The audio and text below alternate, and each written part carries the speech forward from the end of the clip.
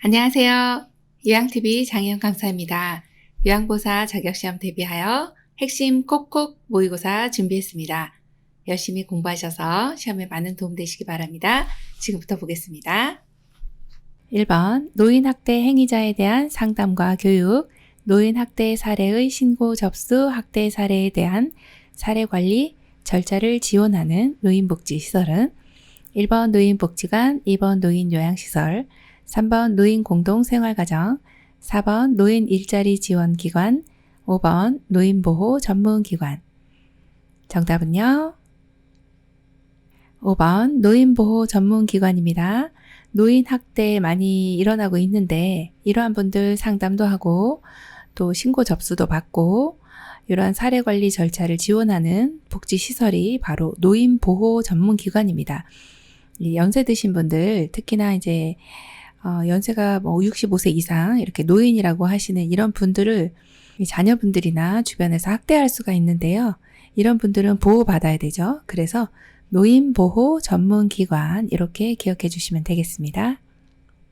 2번 다음 중 괄호 안에 해당되는 내용으로 옳은 것은 장기요양 서비스를 받으려면 대상자와 그 가족이 괄호와 개인별 장기요양 이용 계획서를 장기요양 기관에 제출해야 한다.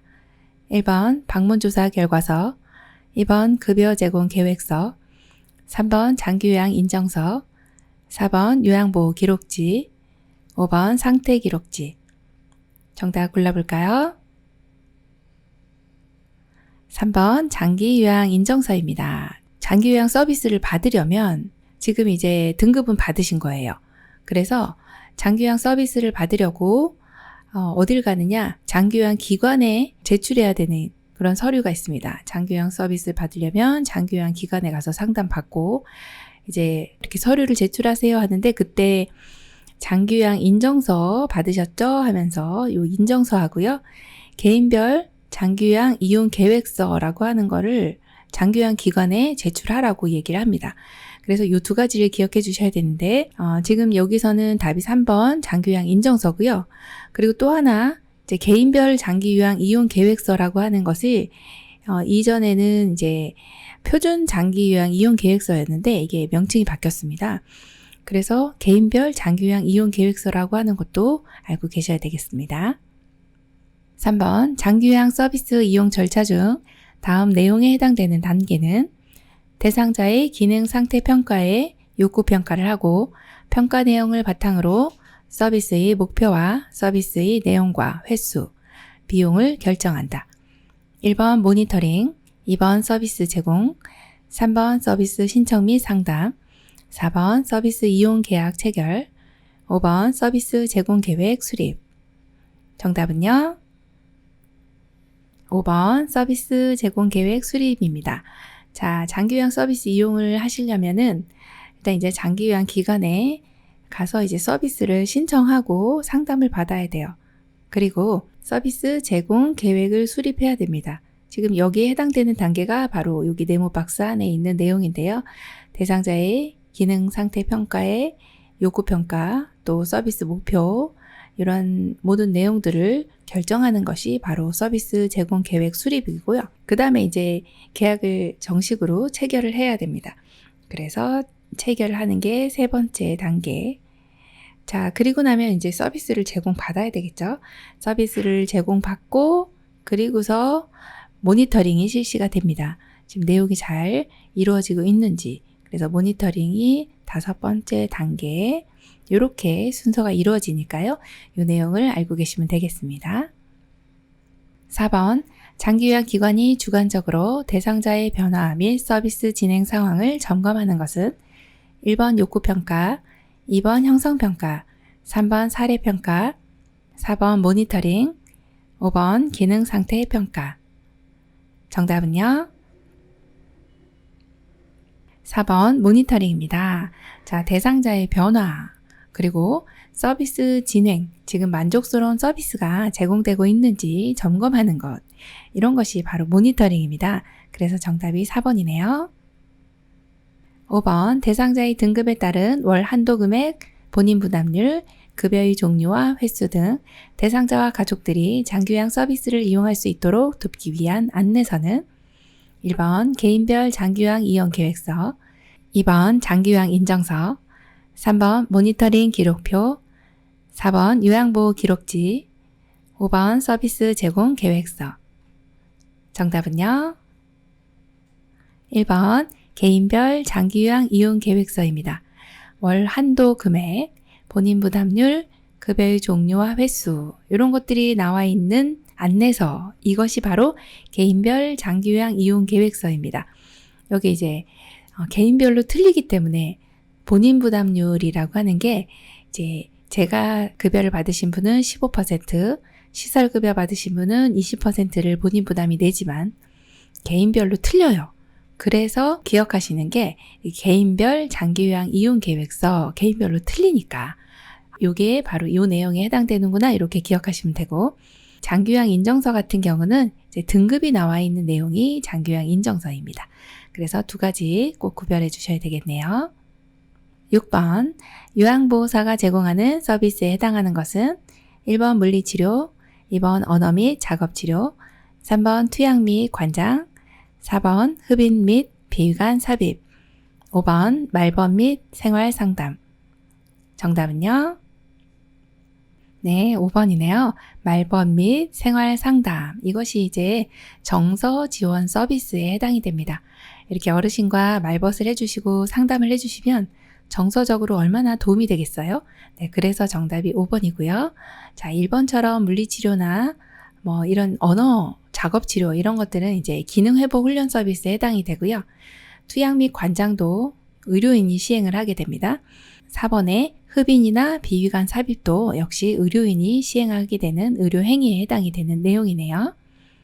7번 노인 장기요양보험 표준 서비스 중 신체활동 지원 서비스에 해당하는 것은 1번 편지대필, 2번 책 읽어주기, 3번 휠체어로 옮겨 태우기, 4번 침대 주변 정리정돈, 5번 병원 방문 시 동행. 정답은요? 3번 휠체어로 옮겨 태우기입니다. 자, 노인 장기요양 보험 서비스 표준 서비스의 내용이 상당히 항목이 많은데 여러 가지 서비스의 종류 중에서 신체 활동을 아느냐 이걸 물어보는 질문이에요. 자, 휠체어로 옮겨 태우는 거죠. 무엇을 옮겨 태워요? 어르신의 신체를요. 그래서 3번이 정답이고 1번처럼 편지 대필, 2번 같이 책 읽어주기 이것은 정서 지원 서비스에 해당되고요. 4번 같이 침대 주변 정리정돈은요. 일상생활 지원 서비스입니다. 그럼 병원 방문할 때 동행해 주시는 것은요. 개인 활동을 지원하는 거죠. 그래서 개인 활동 지원 서비스에 해당이 되는 내용입니다. 8번 요양보호사가 준수하여야 할 요양보호 서비스 제공의 원칙은 1번 대상자와 동거하는 가족의 식사 준비를 해준다. 2번 서비스 제공 전 대상자의 성격, 습관 등을 확인한다. 3번 대상자의 삶의 질을 높이기 위해 전적으로 도와준다. 4번 사고 발생 시 우선순위에 따라 의료행위를 한다. 5번 분실, 파손, 부상 시에는 개인 비용으로 해결한다. 정답 골라볼까요? 2번 서비스 제공 전 대상자의 성격, 습관 등을 확인한다. 이런 내용을 확인해 주시면 어르신을 요양보호 제공하기가 너무 수월해집니다. 정답 2번이네요. 9번 다음 사례에 해당하는 시설생활 노인의 권리보호를 위한 윤리 강령은 이씨 할머니는 거울을 보면서 내게 묻지도 않고 머리를 이렇게 짧게 잘라버렸어. 나이 먹고 시설에서 생활한다고 사람을 무시하네? 라고 화를 내신다. 1번 신체 구속을 받지 않을 권리, 2번 존엄한 존재로 대우받을 권리, 3번 차별 및 노인 학대를 받지 않을 권리, 4번 개별화된 서비스를 제공받고 선택할 권리, 5번 안락하고 안전한 생활 환경을 제공받을 권리. 정답 골라볼까요? 4번 개별화된 서비스를 제공받고 선택할 권리입니다. 자, 어르신이 이제 머리를 어르신께 묻지도 않고 짧게 잘라버렸습니다. 이씨 할머니잖아요. 할머님이 머리를 짧게 자르시는 거는 본인의 이제 그 개인 취향이 있으시거든요. 그래서 개별화된 어떤 개인의 취향에 따라서 서비스를 제공받고 선택할 권리가 있거든요. 그런데 이렇게 그냥 잘라버리신 거예요. 이것이 이제 어떤 권리가 침해당했느냐? 이것은 개별화된 서비스를 제공받고 선택할 권리를 침해당한 거죠. 그래서 이 사례는요, 4번이라고 이렇게 골라주시면 되겠습니다. 10번, 요양보호사의 직업윤리로 옳은 것은 1번, 업무상 알게 된 비밀을 동료와 공유한다. 2번, 등급 판정을 받도록 유도한다. 3번, 노인 학대가 확실한 경우에만 보고한다. 4번, 인종, 연령, 성격에 따라 수준별로 차별 대우한다. 5번, 복장 및 외모 관리 등 자기 관리를 철저히 한다. 정답 골라볼까요? 5번, 복장 및 외모 관리 등 자기 관리를 철저히 한다.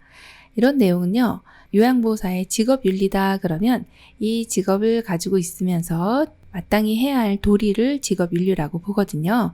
그래서 복장도 단정히 외적인 위생관리 이런 것도 자기관리를 철저히 건강관리 등 이런 것을 자기관리 철저히 하는 게 우리 또 직업윤리 중에 하나라고 볼 수 있습니다. 정답 5번이네요.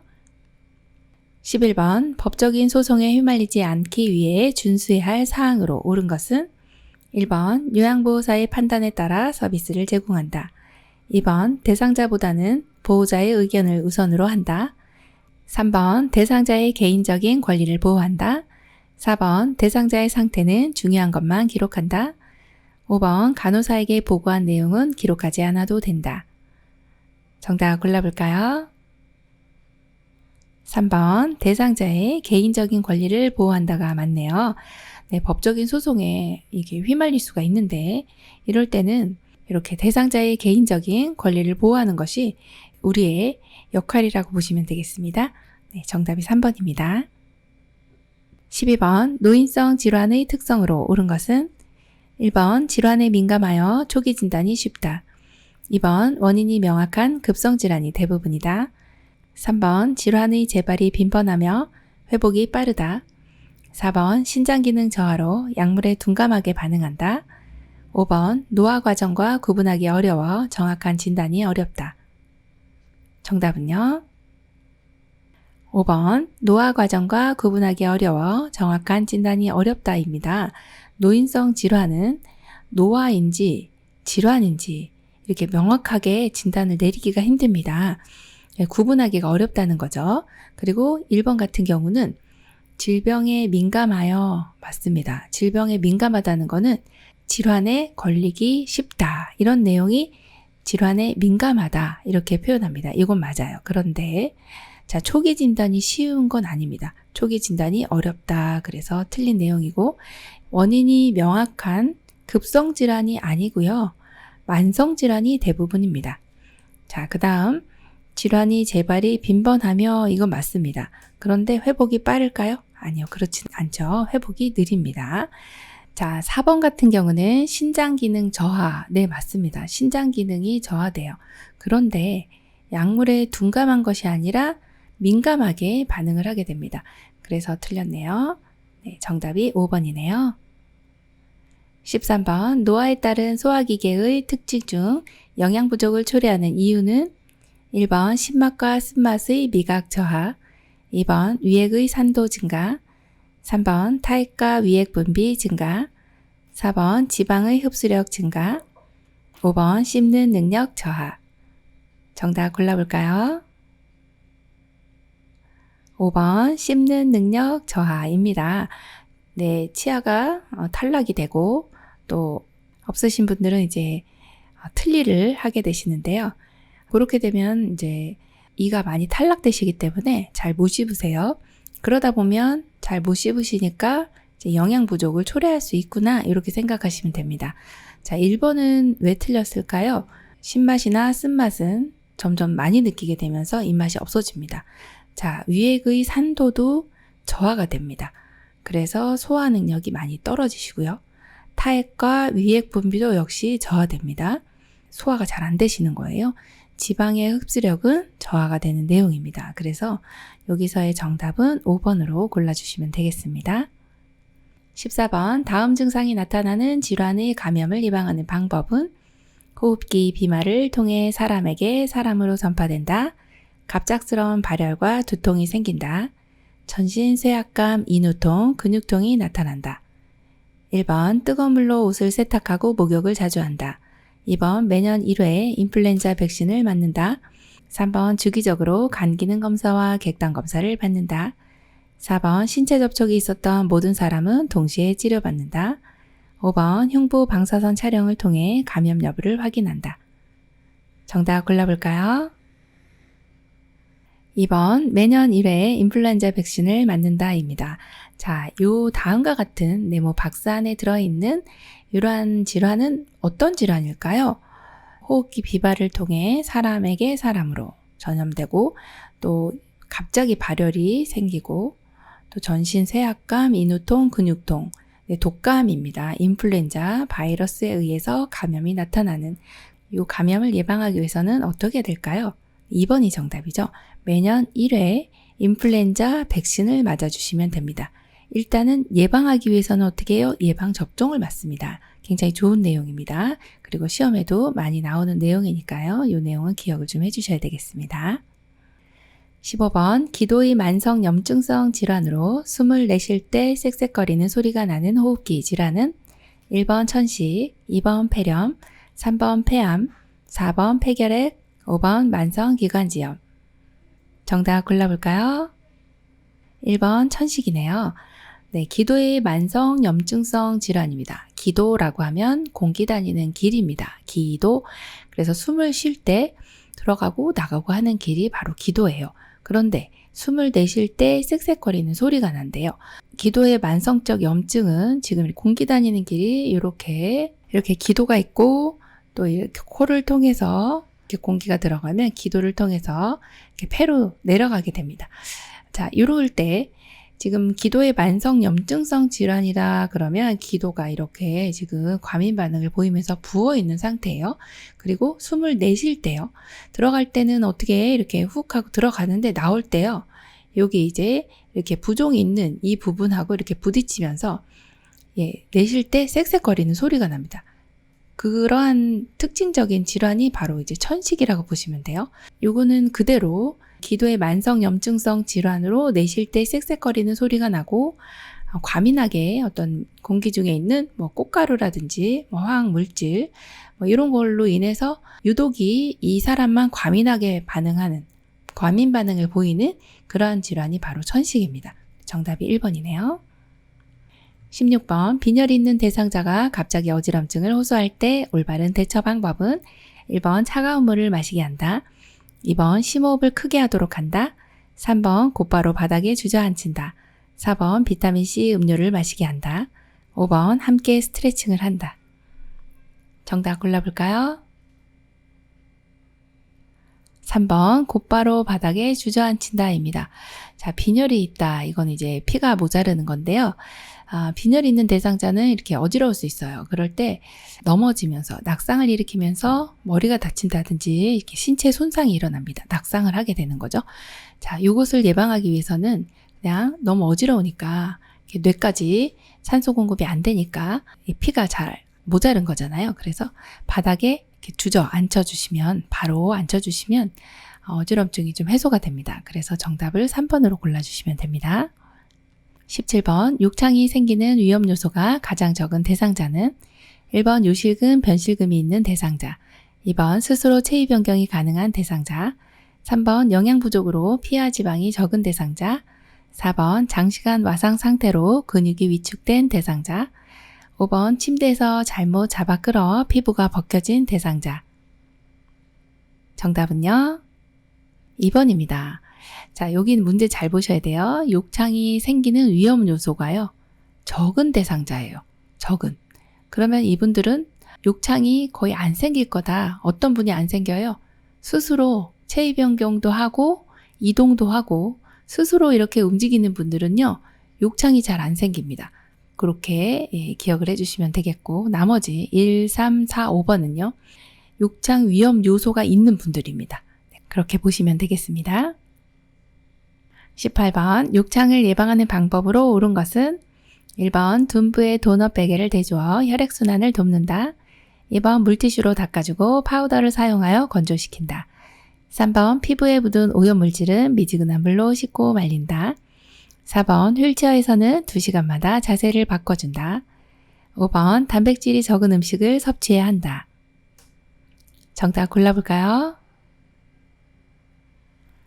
3번 피부에 묻은 오염물질은 미지근한 물로 씻고 말린다. 이게 정답입니다. 네, 욕창을 예방하는 것도 중요합니다. 자, 피부에 오염물질 묻었네요. 그러면 이렇게 미지근한 물로 씻고 말려주는 거는 너무 잘해주셨어요. 뜨거운 물 이렇게 사용하시면 오히려 손상됩니다. 미지근한 물 잘해주셨고, 예방하기 위해서는 나머지는 해서는 안 되는 내용들입니다. 한번 볼게요. 둔부에 도넛백에 이거 안 됩니다. 자, 도넛백에 오히려 순환이 저해되고요. 물티슈로 닦아주고, 자, 파우더 사용했네요. 파우더 안 됩니다. 땅구멍을 막기 때문에 안 되고. 자, 4번 같은 경우에 휠체어에서 지금 앉아있네요. 그럼 자세 바꿔줄 때는 1시간마다 이렇게 기억해 주셔야 되고요. 5번 같은 경우에 단백질이 적은 음식 아니고 단백질이 풍부한 음식. 이걸 드셔야 돼요. 왜 그럴까요? 단백질은 피부를 재생시켜 주는데 꼭 필요한 그런 영양 성분이기 때문에 단백질은 특히 욕창을 예방하기 위해서는 충분히 섭취해 주시는 게 좋다. 이렇게 봅니다. 19번 대상포진에 관련된 설명으로 옳은 것은 1번 1에서 2주면 통증이 없어진다. 2번 세균성 질환이므로 피부를 청결하게 유지한다. 3번 과거에 풍진을 앓았던 사람에게 주로 발생한다. 4번 몸 전체의 작은 물집과 가려움증이 나타난다. 5번 물집이 나타나기 전 감기 기운과 함께 일정 부위에 심한 통증이 느껴진다. 정답 골라볼까요? 5번 물집이 나타나기 전 감기 기운과 함께 일정 부위에 심한 통증이 느껴진다가 정답입니다. 자, 대상포진은 예전에 이제 수두를 앓으셨던 분이 신경절에 이 수두 바이러스가 남아있다가 면역이 떨어지면서 스물스물 올라와서요. 몸통 같은 쪽에 이렇게 띠 모양을 형성하면서 가려움증, 물집 이런 것들을 동반하고요. 그리고 이제 가피를 형성하면서 낫는데요. 통증이 좀 많아요. 그래서 1번 보시면 1주에서 2주면 통증이 없어지면 좋겠지만 이렇게 조금 더 오래 가는 경우가 많습니다. 그래서 신경통은 수개월에서 1년 이상 가기도 하고요. 자, 2번 같이 세균성 질환 아니고요. 바이러스성 질환 이렇게 기억해 주시고, 과거에 풍진을 앓았던 사람 아니고요. 과거에 수두를 앓았던 사람에게 주로 발생하는 게 맞습니다. 자, 4번은 약간 헷갈리실 수 있는데 몸 전체가 아니고요. 몸의 한쪽에 이렇게 띠를 형성하면서 물집 혹은 가려움증을 동반하게 됩니다. 그래서 정답이 5번이네요. 20번 대상자가 옴에 감염되었을 때 대처 방법은 1번 혈액순환을 위해 체위 변경을 자주 한다. 2번 적절한 영양과 휴식으로 면역력을 강화한다. 3번 피부에 로션이나 오일을 충분히 발라준다. 4번 진통제를 사용하여 통증을 줄이고 냉찜질을 한다. 5번 감염된 사람이나 침구, 옷, 수건 등과의 접촉을 금한다. 정답은요? 5번 감염된 사람이나 침구, 옷, 수건 등과의 접촉을 금한다입니다. 대상자가 옴에 감염됐을 때요.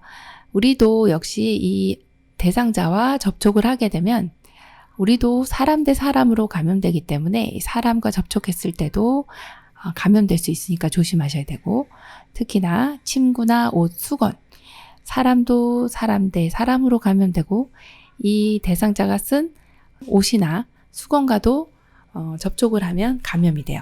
그래서 이제 조심을 하셔야 돼요. 접촉을 금한다. 그래서 정답이 5번이고, 여기에 보시면 이제 옴 진드기라고 요게 이제 사진에 보이는 요 진드기가 피부에 이제 굴을 뚫어서 여기서 이제 이렇게 서식을 하게 되는데, 주로 이제 손가락, 마디 사이 혹은 이제 겨드랑이, 사타구니 이런데 이렇게 겹치는 부분에 주로 많이 생기고요. 그리고 이제 이동을 주로 밤에 하고, 또 알도 밤에 까고, 또 분비물도 밤에 배출을 하기 때문에 주로 굉장히 밤에 가려워요. 밤에 가려우니까 이제 밤에 긁으시는 분은 이제 옴이라고 의심을 하시면 되고, 접촉을 하였다 그러면 접촉했던 가족이나 혹은 요양보호사님, 접촉했던 사람은 모두 함께 치료한다. 이런 내용들이 시험에 많이 나오고 있습니다. 21번 수정체의 황화 현상으로 색의 식별 능력이 떨어진 노인이 구별하기 어려운 색은 1번 빨간색, 초록색, 2번 보라색, 남색, 3번 빨간색, 노란색, 4번 검정색, 흰색, 5번 노란색, 남색. 정답은요? 2번 보라색, 남색입니다. 자, 수정체의 황화 현상은 또 뭘까요? 지금 이걸 알아야 문제를 푸는데요. 수정체라고 하면 눈이 지금 안구가 여기 이렇게 지금 눈동자가 있죠. 자, 요 눈동자 이 부분이 여기에 해당하는 부분입니다. 여기가 지금 황화 현상이래요. 이건 노화의 일종이거든요. 황화 현상이다. 그럼 여기가요. 이렇게 셀로판지 끼워놓은 것처럼 여기가 이렇게 노랗게 황화 현상을 일으키는 거죠. 그러면 색깔 잘 구분을 못하는 거예요. 여기에 우리가 예를 들어 셀로판지를 여기 이렇게 대고 있다고 생각해 보세요. 그럼 색깔 구별 잘 안 되겠죠. 그게 바로 이제 황화 현상입니다. 보라색이나 남색 구별이 힘들어지는 것, 이것이 바로 이제 수정체 황화 현상이고요. 또 하나 이 수정체에 백태가 끼는 질환이 있습니다. 요거는 백내장이라고 합니다. 그렇게 되면은 여기 수정체가 이렇게 색깔이 뿌옇게 변하게 되죠. 그것을 이제 백내장이라고 합니다. 그거는 노인성 안구 질환으로 되는 거고요. 지금 여기 나와 있는 내용은 수정체 황화 현상은 노화로 인해서 오는 내용입니다. 그래서 두 가지 구별해 주시면 되겠습니다. 22번 당뇨병을 앓고 있는 대상자의 운동요법으로 옳은 것은 1번 공복 시 운동을 할 때에는 고혈당에 대비한다. 2번 운동 전에 경구용 혈당 강화제를 먹고 운동한다. 3번 혈당이 300mg/dL 이상일 때 운동을 시작한다. 4번 식후 30분에서 1시간경에 30분 이상 운동한다. 5번 맨발로 산책하기 등 쉬운 운동을 무리하지 않는다. 정답 골라볼까요? 4번 식후 30분에서 1시간경에 30분 이상 운동한다. 이 내용 너무 좋은 내용입니다. 왜냐하면 이제 당뇨병을 앓고 있는 대상자는 운동을 하게 되면 혈당이 떨어지는 효과가 있습니다. 그래서 이 혈중 내에 있는 당이 이 시간, 지금 식후 30분 정도에서 1시간 정도 되면 혈관 내에 포도당이 이제 증가하기 시작한데 포도당 수치가 이제 올라가기 시작합니다.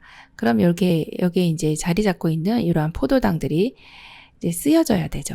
그래서 세포 내로 이동을 해서 당이 떨어지게 하는 이러한 호르몬들을 인슐린이라고 하죠. 자, 인슐린이 분비가 되면 이제 혈관 벽에 이렇게 이동하기 쉽도록 어떤 이제 장치를 만들어 줍니다. 그러면 인슐린이 분비가 되면 당들이 세포 내로 이동을 하게 됩니다. 그래서 이제 당이 떨어지는 거죠. 그럼 인슐린의 역할은요, 당을 떨어뜨려 주는 호르몬이다. 이렇게 보시면 됩니다. 그런데 당뇨병이신 분들은 인슐린이 이제 당을 제대로 써주지를 못하기 때문에 인슐린 분비가 떨어지고 인슐린 분비가 저하되면 당을 잘 못 써줍니다. 그렇게 되면은 이제 혈중 내에 당이 올라가게 되죠. 그러면 이렇게 올라가 있는 당을 내보내야지라고 하면서 소변으로 나가게 됩니다. 이게 이제 당뇨병인데요. 그런데 운동을 하게 되면 이러한 당내성이 좋아지게 됩니다. 그래서 식후 이렇게 당이 올라갔을 때 운동을 해주면 당내성이 좋아진다. 당내성이 좋아진다는 거는 포도당이 세포 내로 이동을 잘한다. 결국엔 당을 떨어뜨려주는 효과가 있다. 이렇게 보시면 되겠습니다. 정답이 4번이네요. 23번 선망에 대한 설명으로 옳은 것은 1번 주의 집중이 매우 떨어진다. 2번 대부분 만성으로 진행한다. 3번 수면 양상이 규칙적이다. 4번 신체적 생리적 변화가 없다. 5번 서서히 나타나며 나중에 사람을 못 알아본다. 정답 골라볼까요? 1번 주의 집중이 매우 떨어진다입니다. 선망은 어떤 이제 정신병적인 증상인데요. 주로 이제 어르신들이 치매 오면서도 오기도 하고 이 선망 증상이 전해질 불균형으로도 나타나기도 하는데 이 증상이 어떤 거냐면 이제 환각 증상 같은 거 있죠. 환각 또는 환청, 환시 이런 것들. 어르신들은 실제로 보고 듣고 느끼고 이러시기 때문에 주의 집중이 너무 떨어집니다. 왜냐? 창밖에서 친구가 막 부르는 거예요. 그리고 김장을 막 하기도 하시고 뱀이 막 들어오기도 하고 방 안에. 뭐 이런 일들이 수시로 일어나기 때문에 주의 집중이 매우 떨어진다. 이걸로 골라주시면 되고요. 2번은요. 대부분 만성으로 진행하진 않습니다. 이게 급성질환이고 급성이기 때문에 대체로 회복될 수 있다. 이렇게 보는 내용이에요. 그래서 이제 거의 우리가 뭐 치매는 나으실 수 있어요. 이렇게 얘기 못하지만 선망은 좀 좋아질 수 있어요. 라고 이야기할 수 있는 부분입니다. 자, 그 다음에 수면 양상은요. 굉장히 불규칙하세요. 막 내리 2, 3일 주무시다가 또 막 2, 3일 안 주무시다가 그래서 불규칙적이다 이렇게 보시면 되고 그러다 보니까 신체 생리적인 변화는 막 굉장히 극심하게 일어납니다. 그래서 4번도 내용이 이제 틀린 내용이고 5번 같은 경우도 이제 서서히 나타나는 게 아니죠. 급격하게 나타나고 처음부터 사람을 못 알아봅니다. 5번의 이 예문은 거의 이제 치매라고 보시면 되고요. 이 선망 같은 경우는 급격하게 나타나고 처음부터 사람을 못 알아본다 이렇게 보시면 되겠습니다.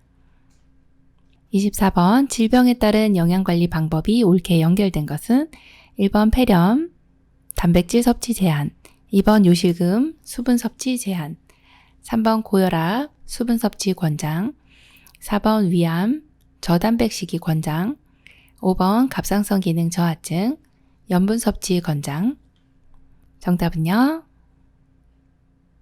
3번 고혈압, 수분 섭취 권장입니다. 자, 혈압이 높아요. 그래서 이 수분 섭취를 혈압이 높은데 수분 섭취를 권장해야 되나요? 이렇게 의문을 가지실 수가 있습니다. 그런데요. 혈압이 높으신 분들 같은 경우에 이제 혈전이 생길 수도 있고 그래서 이런 분들은 수분 섭취를 권장해 주셔서 혈액의 점도도 낮춰주고 그리고 혈전이 생기지 않도록 하기 위해서는요. 물을 충분히 드셔주셔야 됩니다. 그래서 3번으로 골라주시면 되겠습니다. 25번 혈압약과 함께 복용할 때 혈압을 상승시킬 수 있는 건강기능식품은 1번 인삼, 2번 루테인, 3번 감마리놀레산, 4번 오메가3 지방산, 5번 프로바이오틱스. 정답 골라볼까요? 1번 인삼입니다. 혈압약과 함께 인삼을 드시면 혈압이 올라갑니다. 이 내용은 많이들 아시는 내용이라 인삼이 좀 열이 많은 식품이다 이렇게 알고 계시잖아요. 그래서 혈압도 올라갈 수 있습니다. 자, 루테인 같은 경우는 눈의 망막 내에 황반 구성 물질입니다. 그래서 요거는 이제 눈의 영양을 위해서는 드셔주시면 좋고요. 감마리놀레산 같은 경우는 항혈전제하고 같이 복용하면 약효가 너무 과해질 수 있습니다. 그리고 오메가3 같은 경우는 지방 응고 억제제와 복용하면 약효가 떨어질 수 있고요. 프로바이오틱스 같은 경우는 항생제와 복용하면 약효가 감소될 수 있습니다. 이러한 상쇄작용이 나타날 수 있으니까 이 내용도 한번 읽어보시고 체크해 주시면 좋겠네요. 26번 65세 이상 노인이 반드시 맞아야 하는 예방접종 감염병은 1번 수두, 2번 홍역, 3번 풍진, 4번 폐결핵, 5번 폐렴구균. 정답은요? 5번 폐렴구균입니다. 65세 이상이면 1회만 접종하셔도 되고요. 폐렴이 우리나라 전체 사망률의 3위에 올라가 있습니다. 굉장히 사망률이 높습니다. 그래서 폐렴구균 예방주사는 반드시 맞아주셔야 되겠습니다.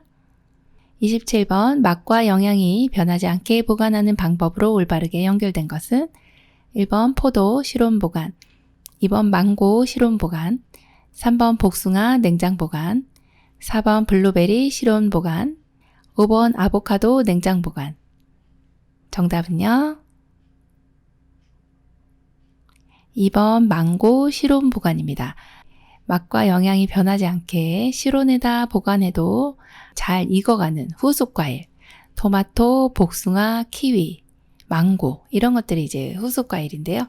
실온에 보관하시면 맛과 영양이 변하지 않게 보관할 수 있습니다. 그래서 2번이 정답이고요. 포도는요, 냉장 보관하는 게 좋습니다. 복숭아는요, 실온이고요. 블루베리는요, 냉장 같은 경우는 10일 이내에 또 냉동을 시켜서 많이 드시죠. 자, 아보카도 같은 경우도 실온에다 보관하시는 게 좋겠습니다. 28번 당뇨병 대상자의 혈당 조절과 비만의 치료와 예방에 도움이 되는 식품은 1번 수박, 2번 찹쌀밥, 3번 고구마, 4번 양배추, 5번 늙은 호박. 정답은요? 4번 양배추입니다. 자, 혈당 조절, 비만 치료 예방. 자, 여기 이제 당뇨병 대상자는 사실 이제 식이요법이 굉장히 중요하잖아요. 이때 이제 우리가 식품을 갑자기 당이 올라가지 않도록 혈당 조절을 해야 됩니다. 그래서 혈당 지수가 낮은 식품을 드셔야 되는데, 이제 55 미만인 경우를 이제 혈당 지수가, GI 지수가 낮은 식품이다 이렇게 보고요. 한 70이 넘어가네 그러면 좀 높다 이렇게 보는데, 여기서 가장 낮은 것은 양배추예요. 26입니다. 수박도 조금 높습니다. 72. 찹쌀밥도 92나 되고요. 고구마도 61이네요. 자, 늙은 호박도 75예요. 그래서 이 혈당 지수를 알면 당뇨 대상자들은 혈당 조절하는데 조금 수월합니다. 그래서 양배추를 드셔주시면 당뇨병 대상자가 식이요법 할 때 상당히 도움이 되는 식품이군요. 이렇게 볼 수가 있네요. 29번 낙상 예방을 위한 안전한 환경 조성 방법으로 옳은 것은 1번 계단보다는 만만한 경사로를 설치한다. 2번 화장실 바닥에 물을 뿌려 습도를 조절한다. 3번 가능하면 모든 방과 현관의 문턱을 낮춘다. 4번 계단 난간을 없애고 작은 깔개를 깔아둔다. 5번 취침 시 침대 높이를 최대한 높이고 난간은 내린다. 정답은요? 1번 계단보다는 완만한 경사로를 설치한다 입니다. 계단 내려갈 때 낙상하기가 쉽습니다. 그래서 경사로 설치해 주시면 되겠고요. 2번 같은 경우는요, 정말 위험합니다. 안 그래도 이제 낙상이 일어나기 쉬운 곳이 화장실인데 물까지 뿌리시면 미끄럽습니다. 안 되고요. 3번도 보시면 가능하면 모든 방과 현관의 문턱을 낮춘다. 이걸 혹시 정답으로 고르셨을 수도 있는데, 문턱은 낮추는 게 아니라 없앤다로 골라주셔야 됩니다. 자, 4번 같은 경우 계단 난간을 없애고, 지금 난간을 없애면 어딜 잡고 내려갈까요? 안 되고요. 없애는 거 안 되고, 깔개도요, 이렇게 작은 깔개 깔아두면 위험합니다. 자, 5번 같은 경우 취침 시에는 침대 높이는 최대한 어떻게 해야 돼요? 낮춰야 되겠죠. 그리고 난간은요, 올려주셔야 되겠네요. 네, 그래서 정답이 1번이네요. 30번 비언어적 의사소통 기법으로 옳은 것은 1번 대상자보다 높거나 낮은 눈높이, 2번 대상자를 향해 약간 기울인 자세, 3번 시선을 멀리 한 곳에 고정하는 것, 4번 지나치게 머리를 끄덕임, 5번 팔짱 끼고 옆으로 비껴 앉는 자세. 정답 골라볼까요? 2번 대상자를 향해 약간 기울인 자세. 자, 비언어적인 의사소통은요, 메라비언의 법칙으로 언어적인 것보다도 더 많이 의사소통의 기법으로 효과가 훨씬 더 많이 미쳐질 수 있다라고 보는 게 이러한 비언어적인 의사소통입니다. 이때 이제 대상자를 향해서 약간 기울인 자세는 경청이라는 자세잖아요. 경청을 하는. 이럴 때는 나는 지금 이 상대방이 얘기하고 있는 이런 이야기를 너무 열심히 듣고 있어요 라고 하는 그런 자세입니다. 그래서 정답이 2번입니다. 31번 대상자와 대화할 때 효과적인 듣기를 방해하는 경우는 1번 상대방이 말을 가로채지 않는다. 2번 의견이 다르더라도 일단 수용한다. 3번 상대방이 말하는 동안 미리 대답을 준비한다. 4번 오감을 동원해 적극적으로 듣는다. 5번 시선을 맞추며 상대방이 말하는 의미를 이해한다. 정답 골라볼까요? 정답은요? 3번. 네, 상대방이 말하는 동안 미리 대답을 준비하는 거예요. 우리 말은 끝까지 들어야 되는데, 그쵸? 그래서 네, 이거 방해하는 겁니다. 효과적인 듣기를 방해하는 경우 3번 상대방이 말하는 동안 대답 미리 준비하시면 안 됩니다. 네, 끝까지 기다리셨다가 응대를 해주시면 되겠습니다. 32번 시각장애 대상자와 의사소통하는 방법으로 옳은 것은 1번 대상자의 바로 옆에서 이야기한다. 2번 이미지 전달이 어려운 사물은 자세히 설명한다. 3번 이쪽 저쪽 등의 지시대명사를 사용하여 설명한다. 4번 요양보사를 중심으로 왼쪽 오른쪽을 설명한다. 5번 신체 접촉을 하기 전에 먼저 말을 건넨다. 정답 골라볼까요? 5번 신체 접촉을 하기 전에 먼저 말을 건넨다입니다. 시각장애 대상자는 잘 안 보이세요. 그래서 신체 접촉을 할 때 우리 같은 경우는 이제 상대방이 악수를 한다든지 할 때 보이거든요. 그래서 준비를 할 수 있는데 지금 시각장애 대상자는 갑자기 이 신체로 뭔가 이제 다가온다 그러면 놀랄 수가 있습니다. 그래서 안녕하세요 인사하고 이렇게 저 악수 한번 할까요? 이렇게 먼저 말을 건네는 게 맞습니다. 그래서 정답이 5번이네요. 33번 진압력 장애가 있는 대상자와 대화하는 방법으로 옳은 것은 1번 대상자를 일관성 없이 대한다. 2번 대상자에게 규칙을 정하지 않도록 한다. 3번 시간, 장소, 사람 등을 자주 인식시킨다. 4번 낮 동안에는 기본 정보를 자주 바꿔준다. 5번 별명을 사용하여 친근감 있게 대한다. 정답 골라볼까요? 3번 시간, 장소, 사람 등을 자주 인식시킨다 입니다.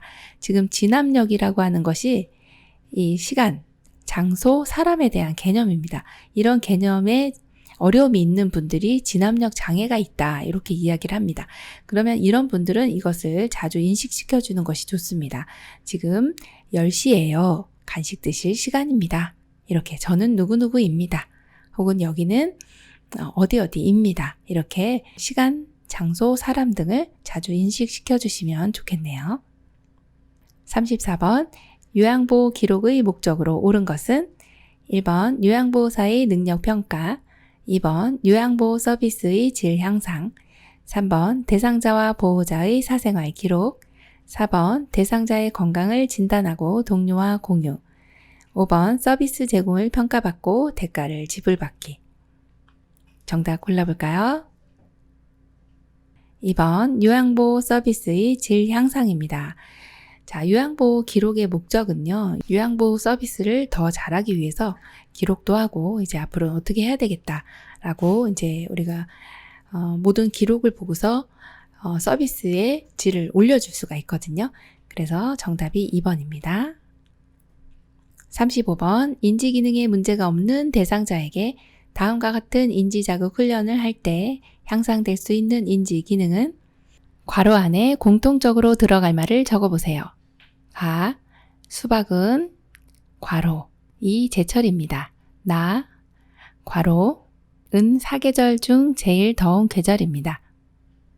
1번 순발력, 2번 기억력, 3번 표현력, 4번 관찰력, 5번 언어의 유창성. 정답 골라볼까요? 5번 언어의 유창성입니다. 자, 인지기능에 문제가 없는 대상자 이렇게 이런 자극 훈련을 하잖아요. 이것은 이제 언어를 더 많이 유창하게 쓰기 위해서 공통적으로 들어갈 말을 우리가 찾아보는 거거든요. 수박은 여름이 제철입니다. 여름은 사계절 중 제일 더운 계절입니다. 이걸 생각하실 수 있도록 하는 거죠. 그래서 정답이 5번 언어의 유창성 이렇게 골라주시면 되겠습니다. 36번 대상자의 냉장고에 있는 두부조림이 상했을 때 올바른 대처 방법은 1번 대상자 몰래 버린다. 2번 마찰을 피하기 위해 모른 척한다. 3번 상한 부분만 버리고 가열한다. 4번 대상자에게 알리고 즉시 폐기한다. 5번 냉장고의 온도를 점검하고 빠른 시일 내에 먹게 한다. 정답 골라볼까요? 4번입니다. 대상자에게 알리고 즉시 폐기합니다. 지금 같은 경우는 두부조림이 상했기 때문에 절대 드시면 안 되시고 일단은 대상자에게 알리는 것이 좋습니다. 그리고 폐기를 하시는데 만일 대상자가 폐기하기를 원하지 않으시는 경우가 있습니다. 그럴 때는 보호자분께 말씀드리고 그리고서 폐기해 주시면 되겠습니다. 37번 무거운 물건을 들어 올릴 때 허리에 무리가 가지 않는 자세로 옳은 것은 1번 허리를 굽혀 무게중심을 낮춘다. 2번 허리를 굽혔다 펴면서 들어 올린다. 3번 무릎을 펴서 들어 올린다. 4번 두 다리를 모으고 들어 올린다. 5번 순간적인 힘을 이용하여 들어 올린다. 정답 골라볼까요? 정답은요. 3번 무릎을 펴서 들어 올린다입니다. 지금은 물건을 들어 올리는 경우이죠. 허리에 무리가 가지 않게 하기 위해서는 중심점을 낮춰주시는 것은 맞는데 1번처럼 허리를 굽혀서 무게중심을 낮추는 것이 아니라 무릎을 움직여서 낮추고 높이고 이렇게 하는 것이 좋습니다. 그래서 무릎을 펴서 들어 올리는 것이 맞는 내용입니다. 그래서 정답이 3번입니다. 38번 입맛이 없는 대상자의 식욕을 돋우기 위한 방법은 1번 식욕증진제를 복용하게 한다. 2번 누룽지를 끓여서 제공한다. 3번 고추장 비빔밥을 만들어 제공한다. 4번 밥을 먹겠다고 할 때만 제공한다. 5번 다양한 음식을 조금씩 보기 좋게 담아 제공한다. 정답 골라볼까요? 5번 다양한 음식을 조금씩 보기 좋게 담아 제공합니다. 자, 입맛이 없는 대상자 식욕을 돋우기 위한 방법은 시험에 많이 나옵니다. 어르신의 입맛은 점점 쓴맛을 많이 느끼게 되고 단맛을 잘 못 느끼시기 때문에 입맛이 없어지시기도 하고요. 그리고 또 가만히 누워 계시기 때문에 활동을 안 하시기 때문에 그렇습니다. 자, 그런 경우에는 다양한 음식을 조금씩이라는 표현을 알고 계시면 좋겠습니다. 너무 많이 준비하시면 잔칫날입니다. 그래서 조금씩 보기 좋게 담아 그때그때 드시고 또 다음께 준비해드리고 그렇게 하시면 기분도 좋아지시면서 입맛이 돋우는 이러한 상황이 되겠죠. 정답 5번입니다. 39번 대상자에게 식사를 제공할 때 사례를 예방하는 방법은 1번 수분이 적은 음식을 제공한다. 2번 의자 등받이에 등을 펴고 깊숙이 앉힌다. 3번 고개를 뒤로 젖히고 음식을 먹인다. 4번 말을 걸어 음식을 천천히 먹게 한다. 5번 많은 양을 입에 넣고 꼭꼭 씹게 한다. 정답은요? 2번이네요. 의자 등받이에 등을 펴고 깊숙이 앉힌다 입니다. 만약에 깊숙이 앉지 않는 경우는 엉덩이가 이쪽에 위치하게 됩니다. 그러면은 낙상하기 쉽기 때문에 이렇게 깊숙이 앉히는 거 너무 중요하고요. 자, 사례를 예방하기 위해서는 1번 같이 수분이 적은 음식은 마르기 때문에 마른 음식들은 이렇게 사례가 걸리기가 쉽죠. 안 되고요. 3번처럼 음식을 드실 때 고개를 뒤로 젖히는 것은 오히려 음식을 삼키는 것이 어려워집니다. 고개를 약간 앞으로 숙인 상태로 그리고 턱을 뒤로 당깁니다. 이 자세가 가장 좋고 그래야 입이 식도보다 아래 위치하게 돼서 넘어가는데 사례가 걸리지 않고 무리 없이 넘어갈 수가 있겠습니다. 4번처럼 말을 건다 이러면 말씀하시다가 사례가 걸릴 수가 있어서 요건 반드시 주의해 주셔야 되는데 말을 걸지 않는다로 기억을 해 주셔야 됩니다. 자, 5번처럼 많은 양을 넣어주시면 이렇게 씹으실 때 넘어가기도 하고 막 굉장히 불편한 상황입니다. 네, 조금씩 넣어주시면 됩니다. 정답 2번입니다.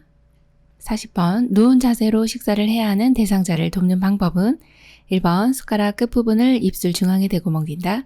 2번 신맛이 강한 음식을 제공하여 입맛을 돋운다. 3번 배 부위와 가슴을 압박하는 옷을 입힌다. 4번 식사 도중 살에 들리면 따뜻한 물을 먹인다. 5번 등에 베개를 대어 옆으로 눕힌 상태에서 음식을 제공한다. 정답 골라볼까요? 5번이네요. 등에 베개를 대어 옆으로 눕힌 상태에서 음식을 제공하는 것이 좋습니다. 누운 자세라 할지라도 옆으로 눕는 것이 훨씬 더 식사하기가 편하시기 때문에 그렇습니다.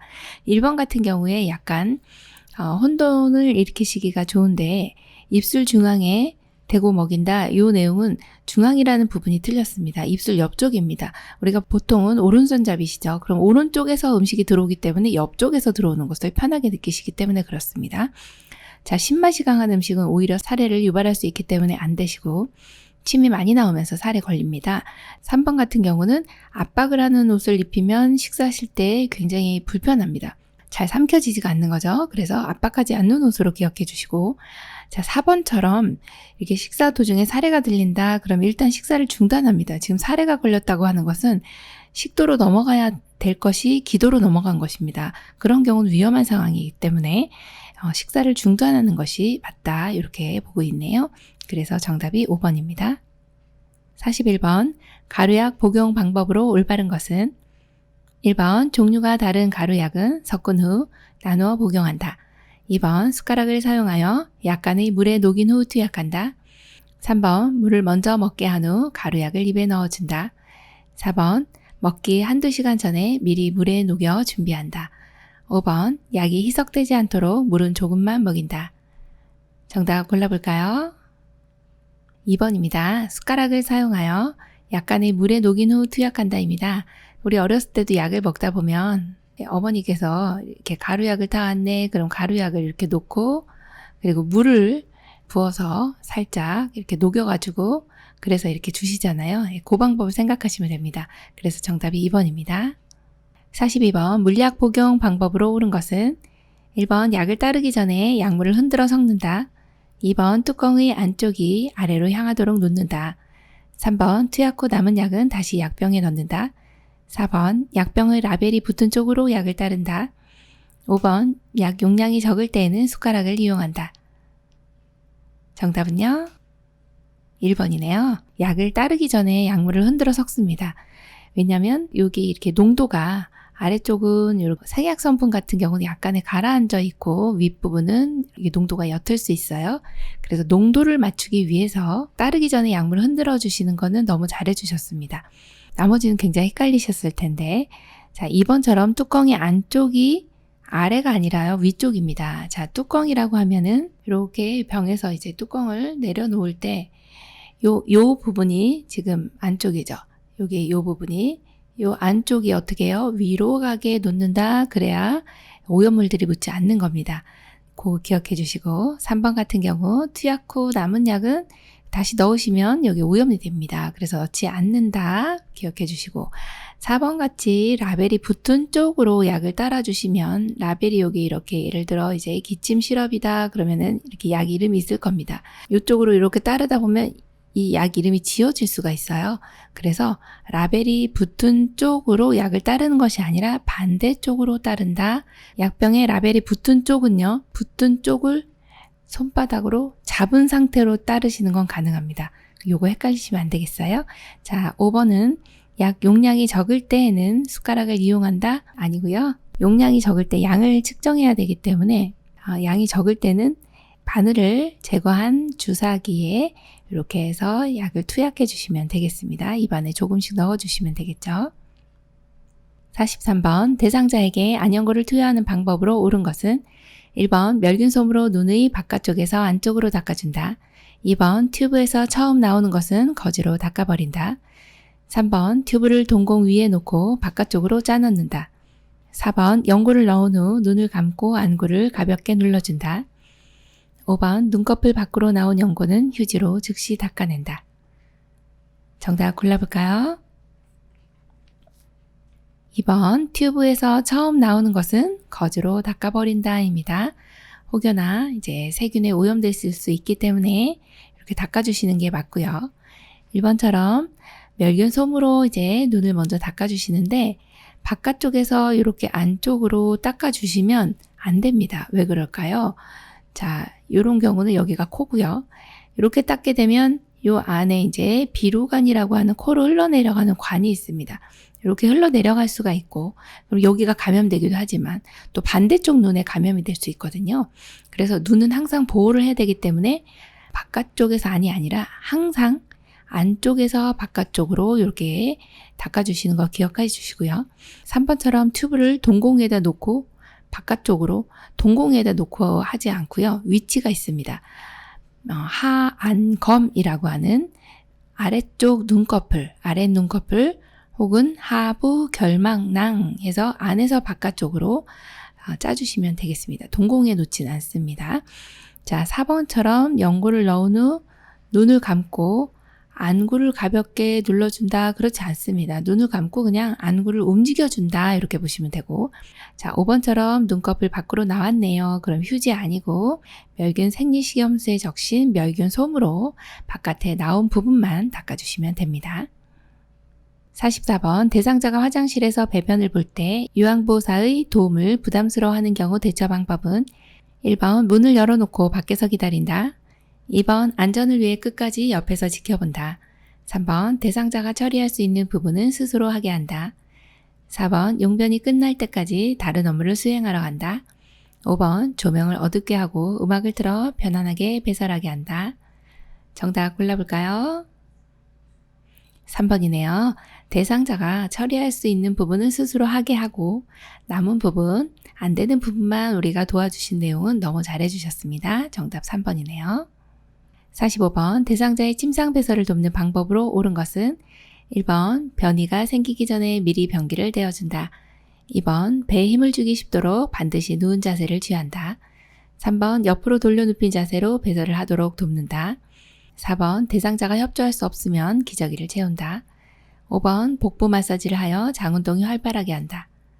정답 골라볼까요? 5번 복부 마사지를 하여 장운동이 활발하게 한다 입니다. 침상에서 배설하는 경우는 간이변기를 사용하실 겁니다.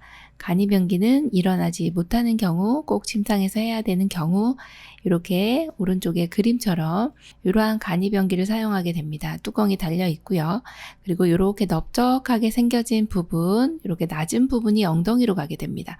그리고 안에 여성분들 같은 경우는 안에다가 휴지를 좀 깔아주시면 좋고 앞부분에도 살짝 덮어주시면 이렇게 튀지 않아서 좋습니다. 자, 침상에서 배설하는 경우라 할지라도 이 장운동이 활발하게 해주시면 배변 활동이 원활하게 돼서 좋고요.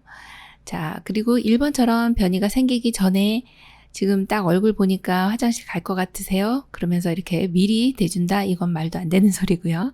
자, 2번처럼 배에 힘을 주기 쉽도록 반드시 누운 자세, 누워서 일 보셔본 적 있으신지 모르겠지만 정말 힘이 주어지지 않습니다.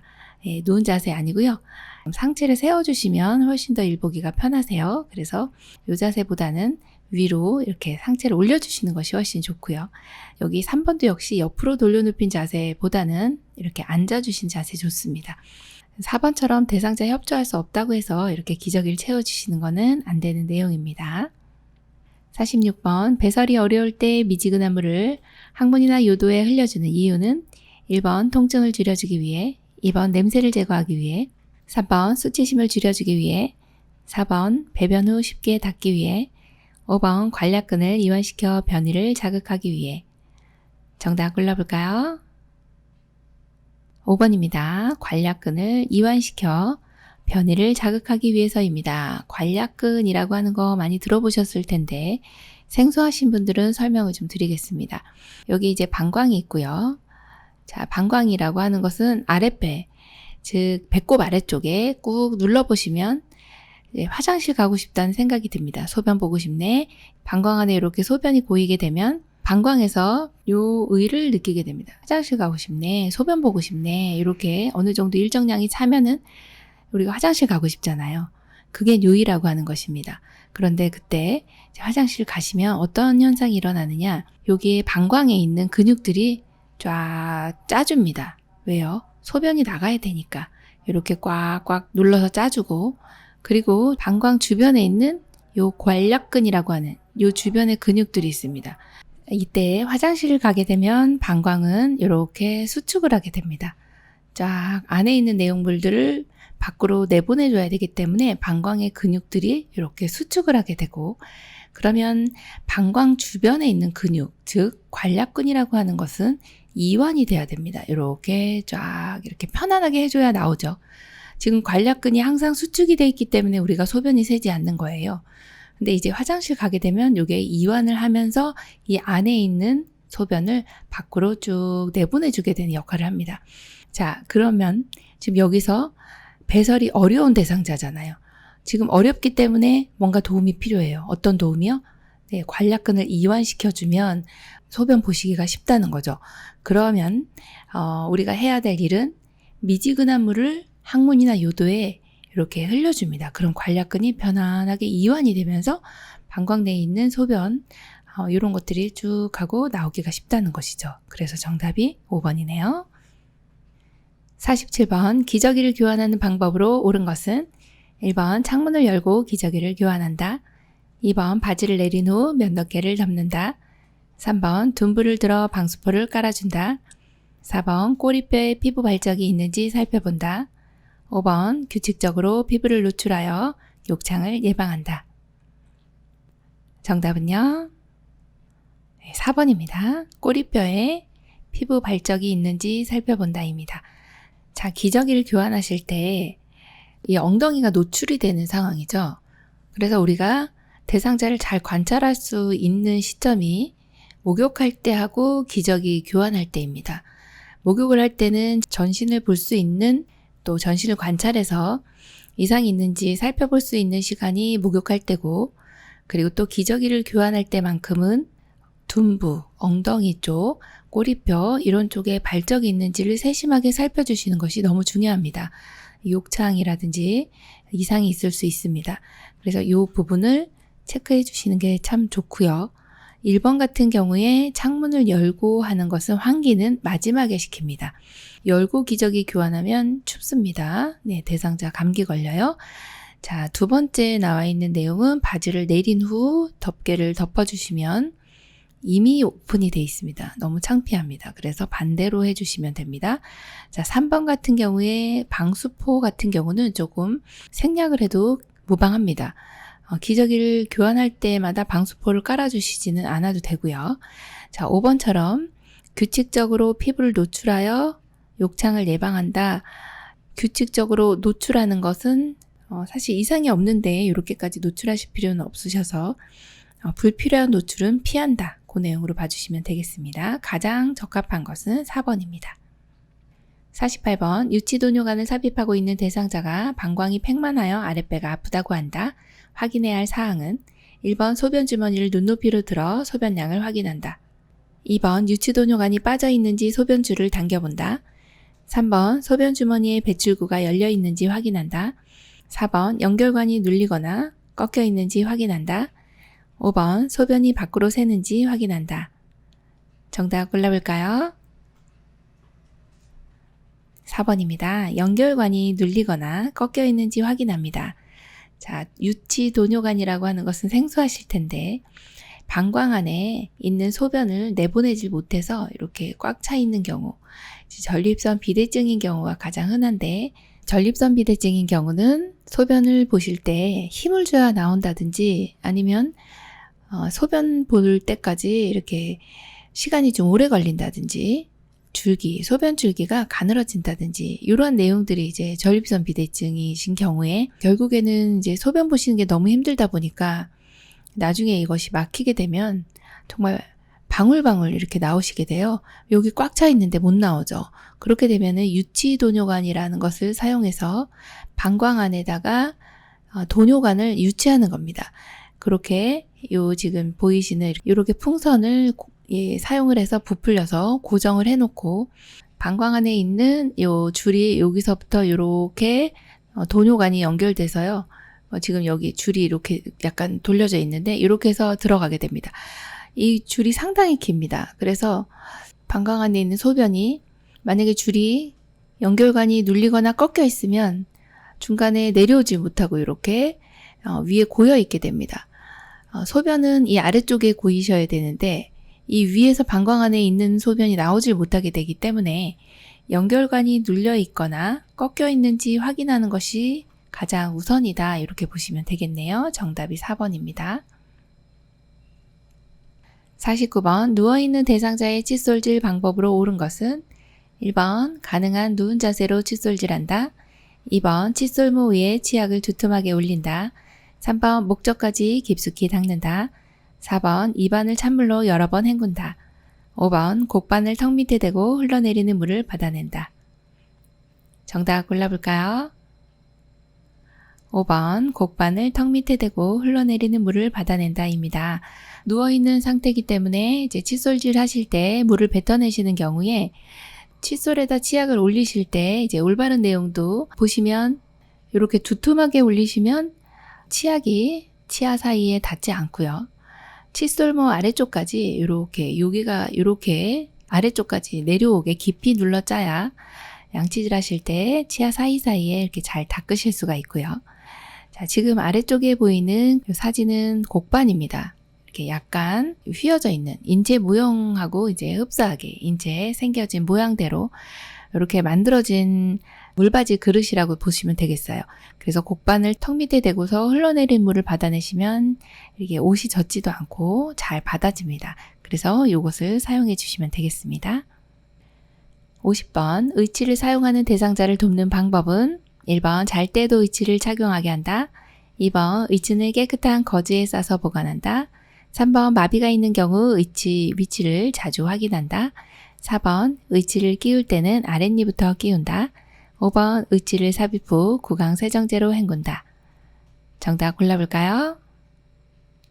3번, 마비가 있는 경우 의치 위치를 자주 확인한다입니다. 마비가 있을 때는 이것이 이제 빠져서 넘어가기도 하고, 그런데 마비 때문에 잘 느끼지 못하시기 때문에 우리가 위치를 잘 확인해 주셔야 합니다. 그래서 정답이 3번이고요. 잘 때의 의치는 빼줍니다. 자, 이 내용은 시험에 많이 나오니까 좀 기억을 해 주셔야 됩니다. 잘 때는 의치를 뺀다. 그래서 하루에 6시간에서 7시간 정도 잇몸을 압박을 좀 줄여주면서 쉬어주게 하면 좋거든요. 6시간에서 7시간. 그러니까 주무시는 동안 빼놓으시면 좋습니다. 자, 2번 같이 의치를 깨끗한 거즈에 싸서 보관한다. 깨끗하네. 이러시면 안 됩니다. 자, 이런 경우는 어떻게 해야 되느냐? 오른쪽에 보이는 요 용기가 있죠. 그래서 요 전용 용기에 찬물이 담긴 용기에다가 보관해야 변형을 막을 수 있다. 요 내용을 하나 기억해 주십니다. 그 다음 또 의치의 변형을 막기 위해서는 이렇게 건조시키면 안 된다. 그 내용도 체크해 주셔야 되지만 뜨거운 물로 닦아주시면 또 역시 변형이 일어날 수 있기 때문에 찬물로 이렇게 닦아주셔야 된다. 그것도 체크를 해주셔야 되고요. 자, 4번도 많이 나오는 내용인데 의치를 끼울 때는 윗니입니다. 우리 노래가 있습니다. 윗니 아래이 딱자. 이 노래가 그냥 나오는 노래가 아닙니다. 네, 의치를 끼울 때는 윗니부터 노래 한 번씩 해보시면 시험 볼 때 도움이 될 겁니다. 자, 5번째 의치 삽입 후에 구강세정제로 헹구는 것이 아니라 구강세정제로 헹군 다음에 의치를 삽입해야 입안이 깨끗하기도 하고 또 약간의 물이 있기 때문에 이게 잘 끼워집니다. 그래서 순서가 바뀌었기 때문에 틀렸고요. 정답은 3번이네요. 51번 여성 대상자의 회음부 청결을 돕는 방법은 1번 누워서 무릎을 곧게 펴도록 한다. 2번 앞쪽에서 뒤쪽으로 닦아낸다. 3번 좌우로 반복해서 닦는다. 4번 요도를 중심으로 원을 그리며 닦는다. 5번 물수건으로 물기를 닦아낸다. 정답은요? 2번 앞쪽에서 뒤쪽으로 닦아낸다가 맞습니다. 그림 보시면 방광의 위치가 여기 방광, 그 다음에 질, 항문 이렇게 순서대로 되어 있습니다. 지금 체크되어 있는 쪽은 여기 이렇게 앞쪽이 지금 여기에 있고요. 왼쪽으로 가면 뒤쪽이거든요. 자, 대장균이 어디 있냐 보니까 직장에서 내려오는 요 항문 쪽에 대장균이 많이 있습니다. 미생물들이. 요 뒤에서 앞으로 닦아주시면 요로 감염이 일으키는 거죠. 요도를 타고 올라가서 방광염 또 신장 쪽까지 신우신염 이런 것들을 일으킬 수가 있습니다. 그래서 반드시 앞에서 뒤로라고 하는 내용을 기억해 주셔야 됩니다. 이쪽이 앞쪽이기 때문에 자, 앞에서 뒤로 닦아준다. 그러면 요도에서 항문 쪽으로 요걸 반드시 기억해 주시고요. 자, 1번처럼 누워서 무릎을 곧게 펴지 않고 누워서 무릎을 이렇게 구부려 주시면 훨씬 더 회음부 청결하기가 좋고요. 자, 좌우로 반복한다든지 원을 그리듯이 한다든지 이렇게 해서 닦지는 않습니다. 자, 5번 같은 경우에 물수건으로 물기 닦아내는 것이 아니라 마른 수건으로 닦아냅니다. 마지막은. 그래서 정답이 2번이네요. 52번 편마비 대상자의 통목욕시 돕는 방법으로 옳은 것은 1번 팔, 몸통, 다리, 회음부 순서로 닦아낸다. 2번 욕조에 들어갈 때는 건강한 쪽 다리 먼저 들어간다. 3번 근육 긴장 이완을 위해 욕조에 30분 이상 담근다. 4번 욕조 한가운데 중심을 잡고 앉게 한다. 5번 양쪽 하지는 허벅지에서 발끝 쪽으로 닦는다. 정답은요? 2번입니다. 욕조에 들어갈 때는 건강한 쪽 다리 먼저 들어가고 나올 때도 역시 건강한 쪽이 먼저 나온다. 이 내용도 기억해 주시고요. 편마비 대상자이기 때문에 통목욕 할 때든 우리가 도와드릴 부분이 상당히 많습니다. 자, 닦는 순서는 다리가 먼저입니다. 1번은 다리 먼저, 그 다음에 팔, 몸통, 회음부 이렇게 닦고 통에 들어갑니다. 3번은요. 근육 긴장 이완 좋으네요. 그렇지만 욕조에 30분 이상 담그면 어르신들 다 실신합니다. 그래서 5분 이상 담그지 않는다. 이 정도 기억해 주시면 되겠고요. 자, 4번처럼 욕조 한가운데 한번 앉아 보십시오. 우리 균형 못 잡습니다. 어르신요. 요 등 쪽이 욕조에 닿게 해서 이렇게 목욕을 시켜주셔야 됩니다. 5번은요. 양쪽 하지, 지금 오른쪽에 사진을 한번 보시면 하지를 닦을 때는 허벅지에서 발끝이 아니라 발끝에서 허벅지 방향으로 이렇게 닦아주셔야 이 말초의 순환을 도울 수가 있습니다. 말초라고 하면 손끝 발끝입니다. 여기에 있는 혈액들은 정체되어 있기 쉽기 때문에 심장 쪽으로 보내줘야 됩니다. 그래서 말초에서 중심 혹은 발끝에서 허벅지 이런 방향을 우리가 목욕할 때 신경을 써서 해주셔야 어르신이 순환이 좋아진다. 이렇게 보시면 되겠습니다. 53번 수액을 맡고 있는 왼쪽 편마비 대상자의 상의를 갈아입히는 순서는 1번 왼팔 수액 오른팔 순으로 벗긴다. 2번 수액 오른팔 왼팔 순으로 벗긴다. 3번 왼팔 오른팔 수액 순으로 입힌다. 4번 오른팔 수액 왼팔 순으로 입힌다. 5번 왼팔 수액 오른팔 순으로 입힌다. 정답 골라볼까요? 5번 왼팔 수액 오른팔 순으로 입힌다입니다. 자, 수액 맡고 있는 대상자 굉장히 어려운 문제 유형입니다. 이런 경우에 이제 어느 쪽이 마비가 있느냐 이걸 먼저 보셔야 돼요. 어느 쪽이 마비 있어요? 왼쪽이요. 왼쪽 편마비이기 때문에 주사는 건강한 쪽에 맞습니다. 그러면 지금 맞고 있는 주사의 방향은 오른쪽입니다. 갈아입히는 순서기 때문에 항상 이제 이 문제가 시험에 나오면 옷 갈아입히는 거 나오면요. 이걸 적어 놓으시는 게 좋습니다. 입을 때는요. 마비된 쪽이 먼저, 그 다음에 벗을 때는요. 건강한 쪽이 먼저. 요거를 시험 보실 때까지는 기억을 하시는 게 좋습니다. 입을 때는 마비, 벗을 때는 건강. 요거는 사실은 실제로 우리가 근무를 하실 때도 도움이 많이 되는 내용이거든요. 자, 입을 때는 마비고 벗을 때는 건강한 쪽이죠. 그러면 지금 왼쪽 편마비이기 때문에 입을 때는 어느 쪽이 먼저 입어야 돼요? 마비된 쪽? 그러면 왼쪽이 먼저 입습니다. 그래서 이게 1번. 입을 때 입혀주시고, 자, 입으려고 보니까 오른쪽에 수액이 있어요. 그래서 수액이 2번으로 이렇게 들어가야 되고, 그리고 마지막 팔이 들어가 주시면 됩니다. 그래서 이 순서로 되어 있는 걸 한번 골라보면 정답이 5번으로 이렇게 되어 있네요. 네, 그래서 이 순서 맞게 되어 있는 거 보시면 정답이 5번이네요. 54번 대상자가 침대 아래쪽으로 내려갔을 때 침대의 머리 쪽으로 이동시키는 방법은 1번 양팔을 잡고 위쪽으로 이동한다. 2번 침대 시트를 끌어당겨 이동한다. 3번 대상자의 상의를 잡아당겨 이동한다. 4번 두 사람이 나란히 서서 허리와 대퇴부를 잡고 동시에 옮긴다. 5번 두 사람이 침대 양쪽에서 어깨와 대퇴를 지지하여 동시에 옮긴다. 정답 골라볼까요? 네, 5번입니다. 두 사람이 침대 양쪽에서 어깨와 대퇴를 지지하여 동시에 옮긴다입니다. 어르신이 침상에서 누워 계신다 이렇게 가정을 했을 때요. 대상자를 침대 아래쪽에서 지금 위쪽으로 올릴 건데 우리가 한 사람이 옮기는 경우는 대상자가 협조가 가능한 경우고 지금 같은 경우는 대상자가 협조가 되지 않기 때문에 요양보호사님이 두 분이 오셔서 양쪽에 서신 다음에 어르신의 어디를 잡느냐, 어디 아래쪽을 지지하느냐 이게 이제 관건입니다. 그럴 때는 어르신이 지금 위로 올라가기 좋은 위치는요. 여기 어깨 여기 위치하고 그 다음에 대퇴 아래쪽 이렇게 잡아주시면 두 분이서 이렇게 손을 맞잡고서 서로 간에 이 양쪽에서 잡아주시면서 하나 둘 셋 해서 동시에 올려주시면 가장 좋은 방법이라고 보시면 되겠어요. 그래서 정답이 5번이네요. 55번 편마비 대상자가 침대에서 일어나 앉는 방법으로 옳은 것은 1번 대상자의 두 다리를 쭉 편다. 2번 두 다리를 침대 밑으로 떨어뜨린다. 3번 요양보호사는 대상자의 불편한 쪽에 선다. 4번 건강한 쪽으로 돌려눕힌 후 일으킨다. 5번 건강한 손으로 요양보호사의 목을 감싸 안는다. 정답은요? 4번 건강한 쪽으로 돌려눕힌 후 일으킨다입니다.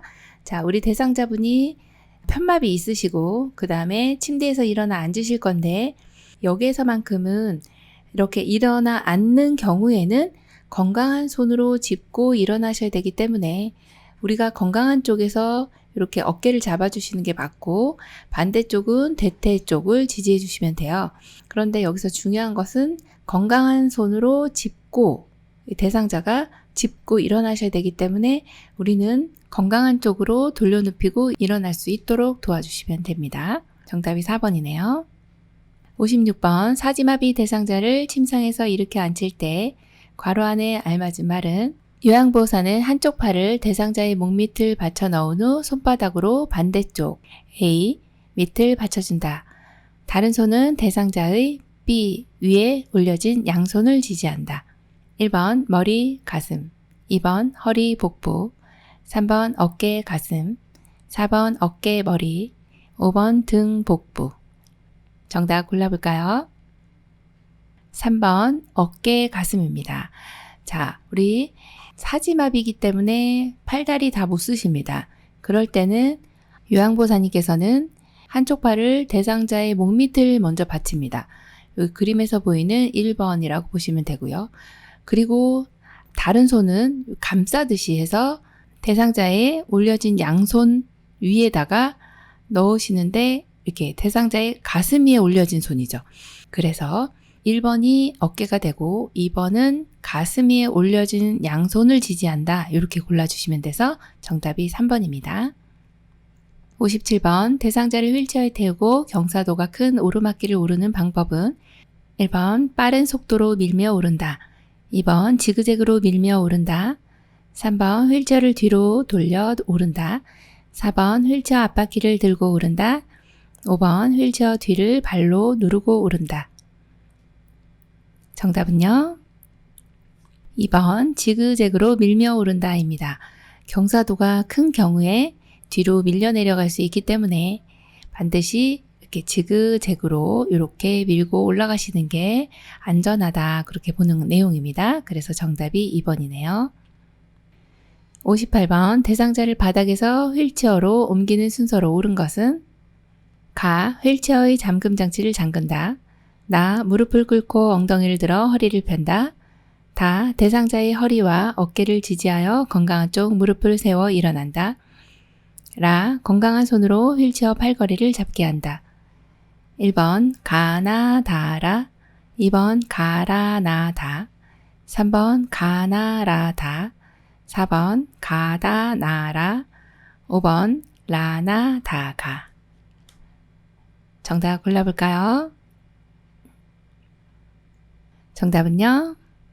2번 가라 나다입니다. 자, 여기에서는 바닥에서 휠체어로 옮길 때 휠체어 사용의 거의 중요한 부분은 바퀴가 달린 이동 도구이기 때문에 잠금 장치를 잠그는 게 가장 먼저입니다. 그리고 나면 대상자의 건강한 쪽 손으로 지금 여기 그림에 보면 여기 건강한 쪽 손이 있죠. 팔걸이를 잡게 하는 것이 두 번째입니다. 자, 건강한 손으로 잡게 한다. 이 내용이 상당히 중요한 내용이죠. 자, 그리고 나면 대상자가 이제 일어나야 되죠. 일어나려면 어떻게 하느냐? 건강한 쪽 무릎을 사용해서 이 무릎은 지금 건강하기 때문에 이렇게 무릎을 꿇고 힘을 받을 수가 있습니다. 그래서 무릎을 꿇고 엉덩이를 세운다. 이 내용이 세 번째 내용이 되고요. 마지막으로는 이제 대상자의 우리가 잡아주는 부위도 좀 기억을 해주셔야 되는데 요양보호사님이 여기서 이렇게 어깨하고 뒷부분엔 허리를 지지하고 있거든요. 지지하면서 건강한 쪽 무릎을 이제 세워서 일어나는 거죠. 일어나는 것이 이제 마지막입니다. 일어나야 의자에 앉히는 거죠. 의자에 앉힌다 이런 게 나오면 이제 마지막이 됩니다. 그래서 순서를 차분히 다시 생각을 해보시면 휠체어의 잠금 장치를 잠그고 그 다음에 건강한 손으로 팔걸이를 잡고 자 무릎을 꿇고 엉덩이를 들어요. 그리고서 무릎을 마지막에 세운다. 그리고 휠체어 의자에 시트에 앉는다. 이렇게 순서를 보시면 되겠습니다. 정답 2번이네요. 59번 편마비 대상자를 휠체어에서 자동차로 이동 시 올바른 방법은 1번 잠금 장치를 풀고 대상자의 발을 바닥에 내려놓는다. 2번 무릎으로 대상자의 마비 측 무릎을 지지한다. 3번 불편한 손으로 자동차 손잡이를 잡게 한다. 4번 불편한 다리 엉덩이 건강한 다리 순으로 옮긴다. 5번 건강한 다리 엉덩이, 불편한 다리 순으로 옮긴다. 정답은요? 2번 무릎으로 대상자의 마비측 무릎을 지지한다입니다. 자, 편마비 대상자는 마비측이 항상 이완성 마비로 꺾어지거나 힘이 없어서 풀리는 경우가 많습니다. 그래서 이 마비가 있는 쪽은 우리가 어떻게 해야 되느냐 이 내용이 나오면 마비측은요. 우리의 무릎으로 대상자의 마비측을 지지한다 이 내용은 정말 좋은 내용이고 시험에도 많이 나오는 내용이기 때문에 마비측 무릎은 지지 이런 내용이 나오면 맞는 걸로 골라주셔야 됩니다. 그래서 정답이 2번이죠. 60번 왼쪽 편마비 대상자가 지팡이를 사용하여 보행할 때 돕는 방법은 1번 왼손으로 지팡이를 잡게 한다. 2번 요양보사는 오른쪽에서 보조한다. 3번 왼쪽 발의 앞 15cm, 옆 15cm 지점에 지팡이 끝을 놓는다. 4번 요양보호사가 양손으로 어깨를 잡고 보조한다. 5번 지팡이를 먼저 앞에 놓고 왼쪽 발부터 이동한다. 정답 골라볼까요? 네, 5번이네요. 지팡이를 먼저 앞에 놓고 그 다음 왼쪽 발 그리고 오른쪽 발 이렇게 보행하실 때는 평지 보행은 지팡이가 먼저 나가고 그 다음 불편한 다리 나가고 그리고서 이제 건강한 다리가 나가주시면 되죠. 자, 1번은 왜 틀렸나 보니까 왼손으로 지팡이 잡으시면 마비가 있으시기 때문에 놓칩니다.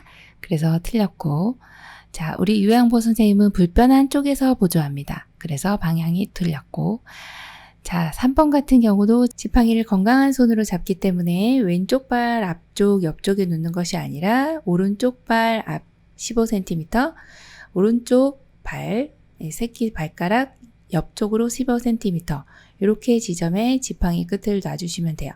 자, 이렇게 나가는 방향이 발을 보시면 여기 앞쪽으로 나간다 했을 때 지금 여기가 마비가 있기 때문에 건강 쪽에 앞에 15, 옆에 15 정확한 위치가 이렇게 되겠어요. 그래서 지팡이 놓는 위치도 상당히 중요하기 때문에 그 내용도 알고 계셔야 되겠습니다. 자, 4번은 왜 틀렸나 보니까 요양보호사가 양손으로 어깨를 잡고 보조하는 것이 아니라 요양보호사님의 위치는 왼쪽에 위치하게 되고요. 겨드랑이에 손을 넣어서 보조한다. 이렇게 보시면 되겠네요. 위치가 틀렸죠. 61번 오른쪽 편마비 대상자가 지팡이를 이용하여 계단을 오를 때 보행 순서는 1번 오른쪽 다리 지팡이 왼쪽 다리 2번 왼쪽 다리 오른쪽 다리 지팡이 3번 왼쪽 다리 지팡이 오른쪽 다리 4번 지팡이 왼쪽 다리 오른쪽 다리 5번 지팡이 오른쪽 다리 왼쪽 다리 정답은요? 4번 지팡이 왼쪽 다리 오른쪽 다리입니다. 자, 지팡이 같은 경우에 지금 계단을 오를 때입니다. 올라갈 때는 지팡이 그 다음에 건강한 다리 마지막 불편한 다리 이 순서로 가면 됩니다. 자, 지팡이가 항상 지팡이 나오면 지팡이가 먼저 그 다음에 올라갈 때는 힘이 있어야 되니까 건강한 다리가 가고 마지막 불편한 다리를 데리고 올라간다. 이렇게 생각하시면 됩니다.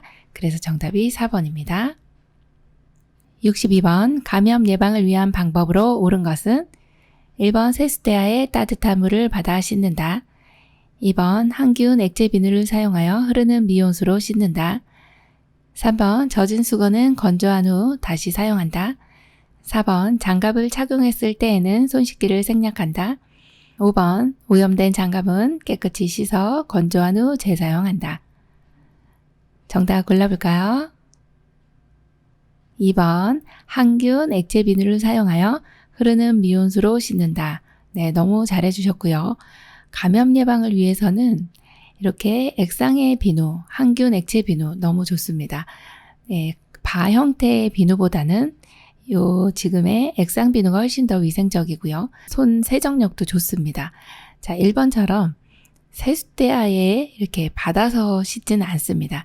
예, 오염원이 계속 있는 상태이기 때문에 흐르는 물로 씻는다 기억해 주시고 젖은 수건은 건조하는 게 아니라 세탁해서 다시 사용해 주셔야 되고요. 4번처럼 장갑을 착용했다 할지라도 손 씻기를 해주신다 이 내용도 네, 시험에 많이 출제되는 내용이니까 기억을 해주셔야 되고요. 5번처럼 오염된 장갑은 이렇게 재사용하지는 않습니다. 그래서 정답이 2번입니다. 63번 흡입 물품을 관리하는 방법으로 옳은 것은 1번 한 번 사용한 카테터는 버린다. 2번 흡입병은 일주 1회 이상 깨끗이 닦는다. 3번 흡입병에 가래가 가득 차면 버리고 세척한다. 4번 사용한 카테터는 물에 담가 놓았다가 흐르는 물에 비벼 씻는다. 5번 고무 제품은 15분 이상 끓인 후 쟁반에 널어 햇볕에 말린다. 정답은요?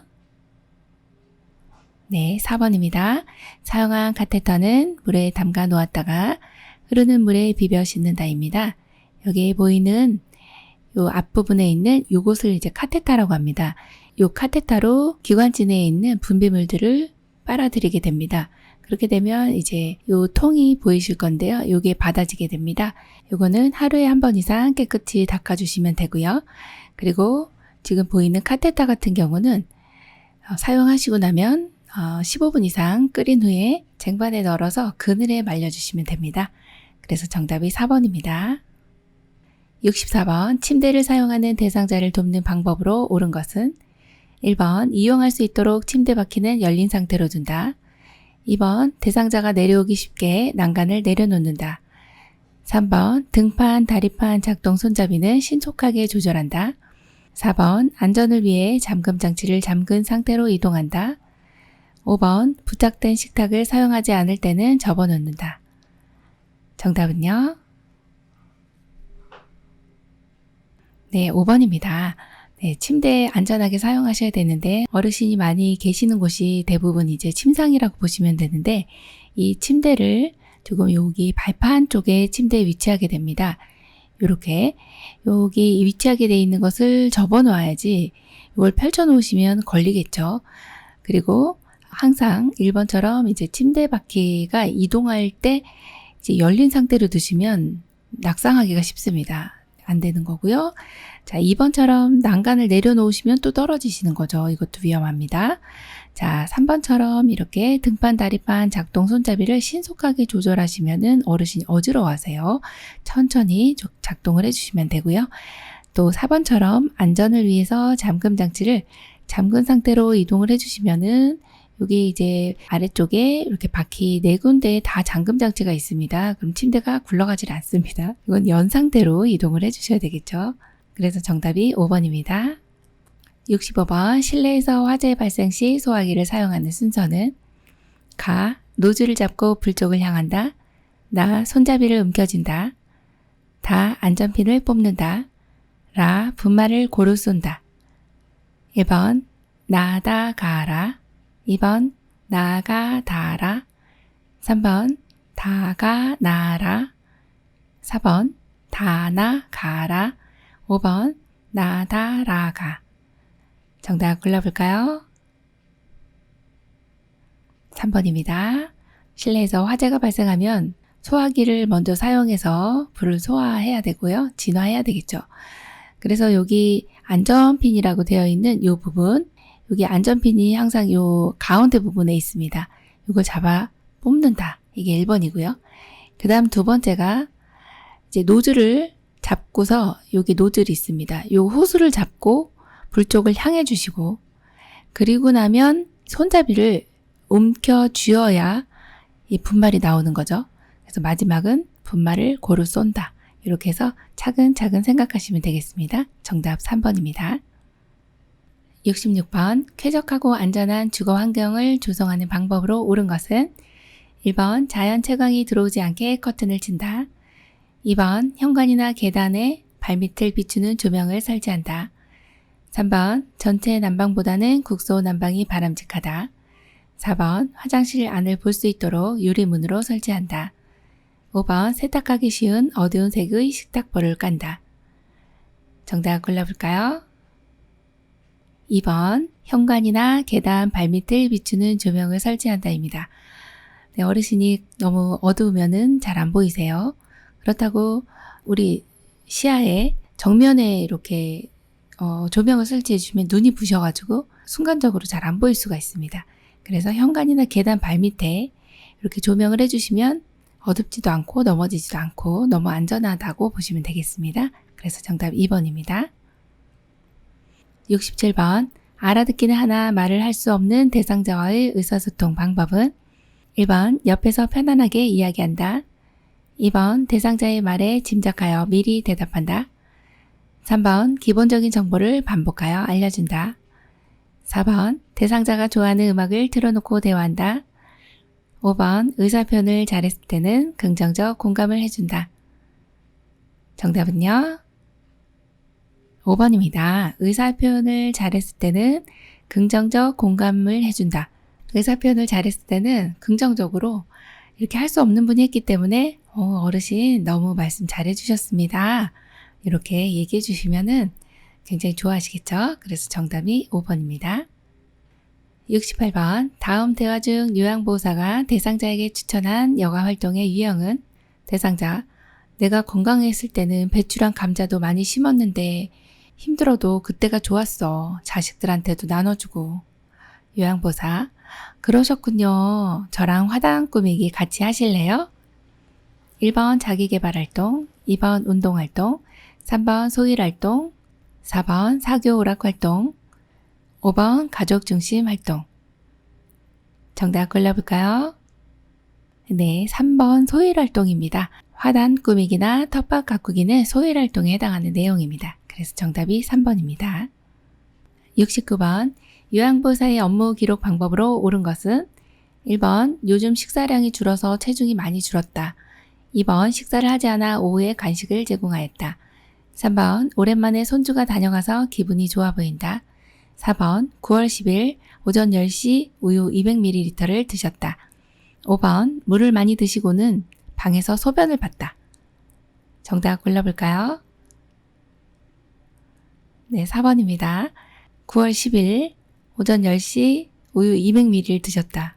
너무 정확하네요. 육하원칙에 의해서 이 시간이랑 양 이런 내용이 정확하게 기록이 되어 있네요. 정답이 4번입니다. 70번 낮에 계속 잠만 자고 밤에 돌아다니는 대상자를 돕는 방법은 1번 낮에 같이 산책을 한다. 2번 요양보호사도 낮에 자고 밤에 활동한다. 3번 밤에는 돌아다니지 못하게 방문을 잠근다. 4번 낮에 졸고 있으면 충분히 쉬게 한다. 5번 저녁에 포만감 있는 식사를 제공한다. 정답은요? 1번 낮에 같이 산책을 한다입니다. 네, 밤에 돌아다니고 이제 낮에 지금 주무시고 계시는 거예요.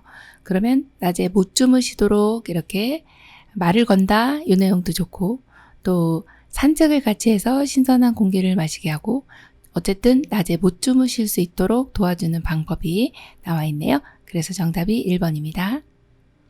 71번 요양원에 입소한 치매 대상자가 집에 가겠다고 잠긴 문을 잡고 두드리며 소란을 피울 때 대처 방법은 1번 신체적 제재를 가하여 조용하게 한다.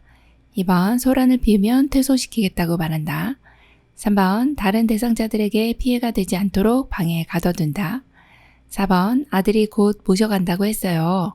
라고 안심시킨다. 5번 출입문이 잠겨 있어요. 다른 출입문을 함께 찾아봐요. 라고 말한다. 정답은요? 네, 5번입니다. 출입문이 잠겨 있어요. 다른 출입문을 함께 찾아봐요. 이것은 어르신의 주의를 환기시키는 내용이에요. 문을 잡고 막 두드리는 거죠. 여기 잠겨 있네요. 우리 다른 문 한번 찾아볼까요? 이렇게 하면 어르신이 이제 찾으시면서 시간이 지나면서 이렇게 소란이 조금 잠재워질 수가 있습니다. 정답 5번이네요. 72번 치매 대상자에게 나타나는 파괴적 행동에 대한 설명으로 옳은 것은 1번 주로 치매 초기에 나타난다. 2번 난폭한 행동이 자주 일어난다. 3번 에너지가 소모되어도 폭력적이다. 4번 파괴적 행동이 시작되면 오래 지속된다. 5번 진정된 후에는 이상 행동에 대해 상기시킨다. 정답 골라볼까요? 네, 1번이네요. 주로 치매 초기에 나타난다 입니다. 치매 대상자가 왜 이런 이제 파괴적인 행동이 왜 나타나는지 이제 이유를 보시면 여러 가지 이제 해왔던 일들, 일상적으로 해왔던 일들을 잘 기억하지 못하면서 또 감정에만 의존을 하게 되고요. 또 이런 여러 가지를 동시에 생각하다 보면 내가 왜 이런 일을 수행하지 못하지? 라고 하면서 막 화가 나시는 이런 상황인 겁니다. 그러니까 일상생활 잘 하시다가 갑자기 못하게 되고 또 감정에만 반응하게 되는 이런 상태가 이제 파괴적 행동이라고 보시면 되는데, 주로 치매 초기 나타나는 게 맞고요. 2번처럼 이렇게 자주 일어나진 않습니다. 또 3번처럼 에너지 소모되면요, 예전처럼 평온해집니다. 그래서 에너지 소모될 때까지 좀 기다려 주셔야 되고, 파괴적 행동이 시작되면 또 오래 지속되지는 않습니다. 자, 그리고 5번처럼 진정된 후에는 이것에 대해서 상기시켜 주시면 절대 안 돼요. 또 그 상황이 다시 떠오르게 되면 또다시 파괴적 행동이 나타날 수가 있기 때문에 그렇습니다. 정답이 1번이네요. 73번, 복통을 호소하는 치매 어르신에 대한 올바른 대화 방법은 1번, 통증 부위를 짚어가며 여기가 아프세요. 2번, 어디가 불편하신지 말씀하세요. 3번, 점심에 무엇을 드셨어요? 4번, 언제부터 아프셨어요? 진통제 드릴게요. 5번, 체한 것 같은데 곧 좋아질 거예요. 정답은요? 1번이죠. 네, 통증 부위를 짚어가며 여기가 아프세요? 이렇게 배 아프시다고 하니까 복통이죠. 배 짚어가면서 여기가 아프세요? 이렇게 여쭤보시면 됩니다. 1번이에요. 74번, 치매 말기 대상자의 의사소통으로 옳은 것은 1번, 오늘이 무슨 요일이에요? 잘 모르겠네요. 2번, 밤에는 잘 주무셨어요? 배고파, 밥 좀 줘. 3번, 식사는 하셨어요? 아까 씻었어. 4번, 여기가 어디예요? 여기가 어디예요? 5번, 어르신, 왜 자꾸 불러? 귀찮게. 정답은요? 네, 4번입니다. 여기가 어디예요? 여기가 어디예요? 어르신이 똑같이 따라하는 앵무새처럼 따라하는 증상들이 나타나죠. 그래서 정답 4번입니다. 75번, 임종 직후 요양보호로 옳은 것은 1번, 대상자 소유물은 모아서 소각한다. 2번, 튜브나 장치를 신속히 제거한다. 3번, 시트로 대상자의 얼굴을 덮는다. 4번, 엉덩이 밑에 패드를 제거한다. 5번, 베개를 이용하여 어깨와 머리를 올려준다. 정답은요? 네, 5번입니다. 임종 직후에는 사후 시반이라고 해서 얼굴색이 검게 변하게 됩니다. 이때 베개를 이용해서 어깨와 머리를 올려주시면 예전의 상태 그대로 계실 수가 있어요. 그래서 베개를 이용해서 어깨와 머리를 올려주시면 되겠습니다. 76번, 하임리법을 적용해야 할 상황으로 옳은 것은 1번, 심장질환으로 인한 심정지 상태. 2번, 이물질에 의한 기도질식 상태. 3번, 위경련으로 인한 가슴 통증. 4번, 뜨거운 물에 의한 화상. 5번, 낙상에 의한 골절. 정답은요? 2번, 이물질에 의한 기도질식 상태입니다. 이때 이제 하임리법이라고 하면 기도에 뭔가 이물질이 들어갔어요. 그러면 숨을 못 쉬겠죠. 기도질식 상태가 됩니다. 이때는 하임리법을 적용해야 하는데 이것을 또 복부 밀어내기라고도 합니다. 복부에 압력을 가해서 기도 내에 있는 물질을 밀어내는 거죠. 그래서 여기 명치와 배꼽 중간에 엄지손가락으로 잡으시고, 그리고 반대 손으로 이렇게 감쌉니다. 뒤, 후 상방 이렇게 기억해 주시면 좋겠죠. 후 상방으로 당깁니다. 그러면 기도 내에 있는 이물질이 이렇게 툭 하고 튀어나오게 되죠. 그러면 아주 잘 대처를 했다, 이렇게 보는 내용입니다. 그래서 정답이 2번입니다. 77번, 음식을 급히 먹은 대상자가 목에 이물질이 걸려 갑작스러운 기침과 호흡곤란을 보일 때 대처 방법은 1, 2, 3, 4, 5. 정답은요? 1번이네요. 네, 방금 전에 봤던 내용하고 흡사한 내용인데요. 그림으로 이렇게 표시를 해놨습니다. 그래서 정답은 1번, 하임리법을 적용해 주시면 되겠습니다. 78번, 대상자가 쓰러져 있는 것을 발견했을 때 가장 먼저 해야 하는 것은 1번 반응 확인, 2번 인공호흡, 3번 기도 유지, 4번 가슴 압박, 5번 도움 요청. 정답은요? 1번 반응 확인입니다. 대상자가 쓰러져 있어요. 그러면 어르신 괜찮으세요? 하면서 어깨뼈를 가볍게 두드리면서, 흔들면 안 되고 두드리면서 반응을 확인해 봅니다. 이때 반응을 확인했는데 의식이 없어요. 그럼 바로 도움 요청을 해주시고, 그리고 이제 의식이 없는 상태이기 때문에 가슴 압박을, 심폐소생술 들어가야죠. 가슴 압박, 그리고 기도 유지 후에 인공호흡을 해주시면 아주 적절하게 심폐소생술을 잘 적용했다라고 봅니다. 이 순서도 기억해 주시고, 가장 먼저 해야 할 것은 반응 확인이다. 이거 반드시 기억해 주셔야 되겠습니다. 79번 심폐소생술에 대한 설명으로 맞는 것은 1번 가슴이 최소 8cm 눌릴 정도의 강도로 압박한다. 2번 가슴 압박과 인공호흡을 동시에 실시한다. 3번 1분에 100에서 120회의 속도로 가슴을 압박한다. 4번 대상자의 머리를 앞으로 당겨 기도를 유지한다. 5번 15회 가슴 압박 후 2회 인공호흡을 실시한다. 정답은요? 네, 3번입니다. 1분에 100에서 120회의 속도로 가슴을 압박한다입니다. 심폐소생술 하실 때 속도도 중요하고요.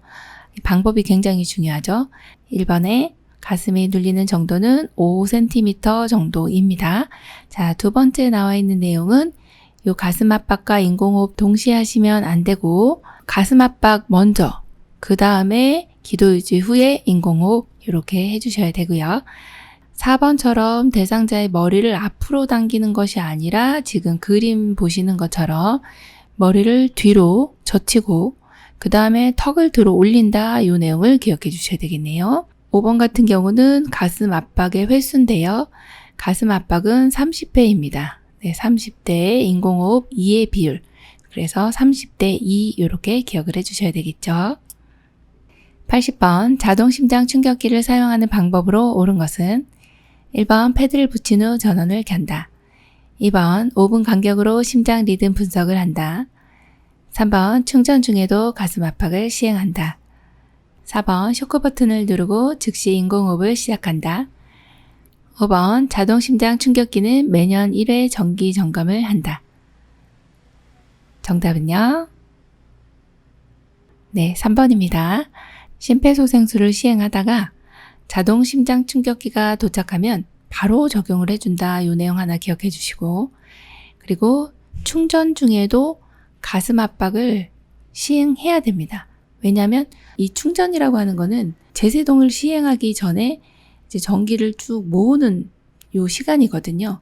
그래서 기계에 따라 충전 시간이 틀리기 때문에 심장을 쉬어주면 안 된다. 이때는 가슴 압박을 시행한다. 요 내용을 기억해 주시고, 자, 자동 심장 충격기의 일반적인 4단계 요 내용도 하나 체크를 해드리겠습니다. 제일 먼저 자동 심장 충격기는 전기장치이기 때문에 전원을 켜는 것이 먼저구나. 이걸 하나 기억해 주시고, 그 다음에 패드를 부착하는데 오른쪽 빗장뼈 아래 왼쪽 겨드랑이 중간선에다가 패드를 부착합니다. 요 붙이는 이유는 심장 리듬을 분석하기도 하고 전기 충격을 주기도 하기 때문에 이 패드를 반드시 붙여야 된다 보시고요. 이건 또 맨살에 붙여야 되고요. 자, 3번은 이제 심장 리듬을 분석하게 되죠. 심장이 정말 뛰는지 안 뛰는지 우리는 잘 모르지만 이 기계가 정확하게 분석을 합니다. 이때 대상자에게서 떨어져야 되겠어요. 자, 그리고 이제 마지막 4단계는 모두 물러나고 제세동, 즉 전기 충격을, 심장 충격을 주는 단계입니다. 이때 역시 대상자에게서 떨어져 있어야 됩니다. 자, 이렇게 시행을 하고 나면 바로 심폐소생술, 즉 가슴 압박을 시행한다. 이 내용도 하나 기억을 해주셔야 되겠습니다. 그래서 3번이 정답이 됩니다. 지금까지 문제 푸시느라고 수고 많으셨습니다. 열심히 공부한 만큼 성적도 많이 올라가시고 또 시험에 많은 도움 되시기 바랍니다. 수고 많으셨습니다. 감사합니다.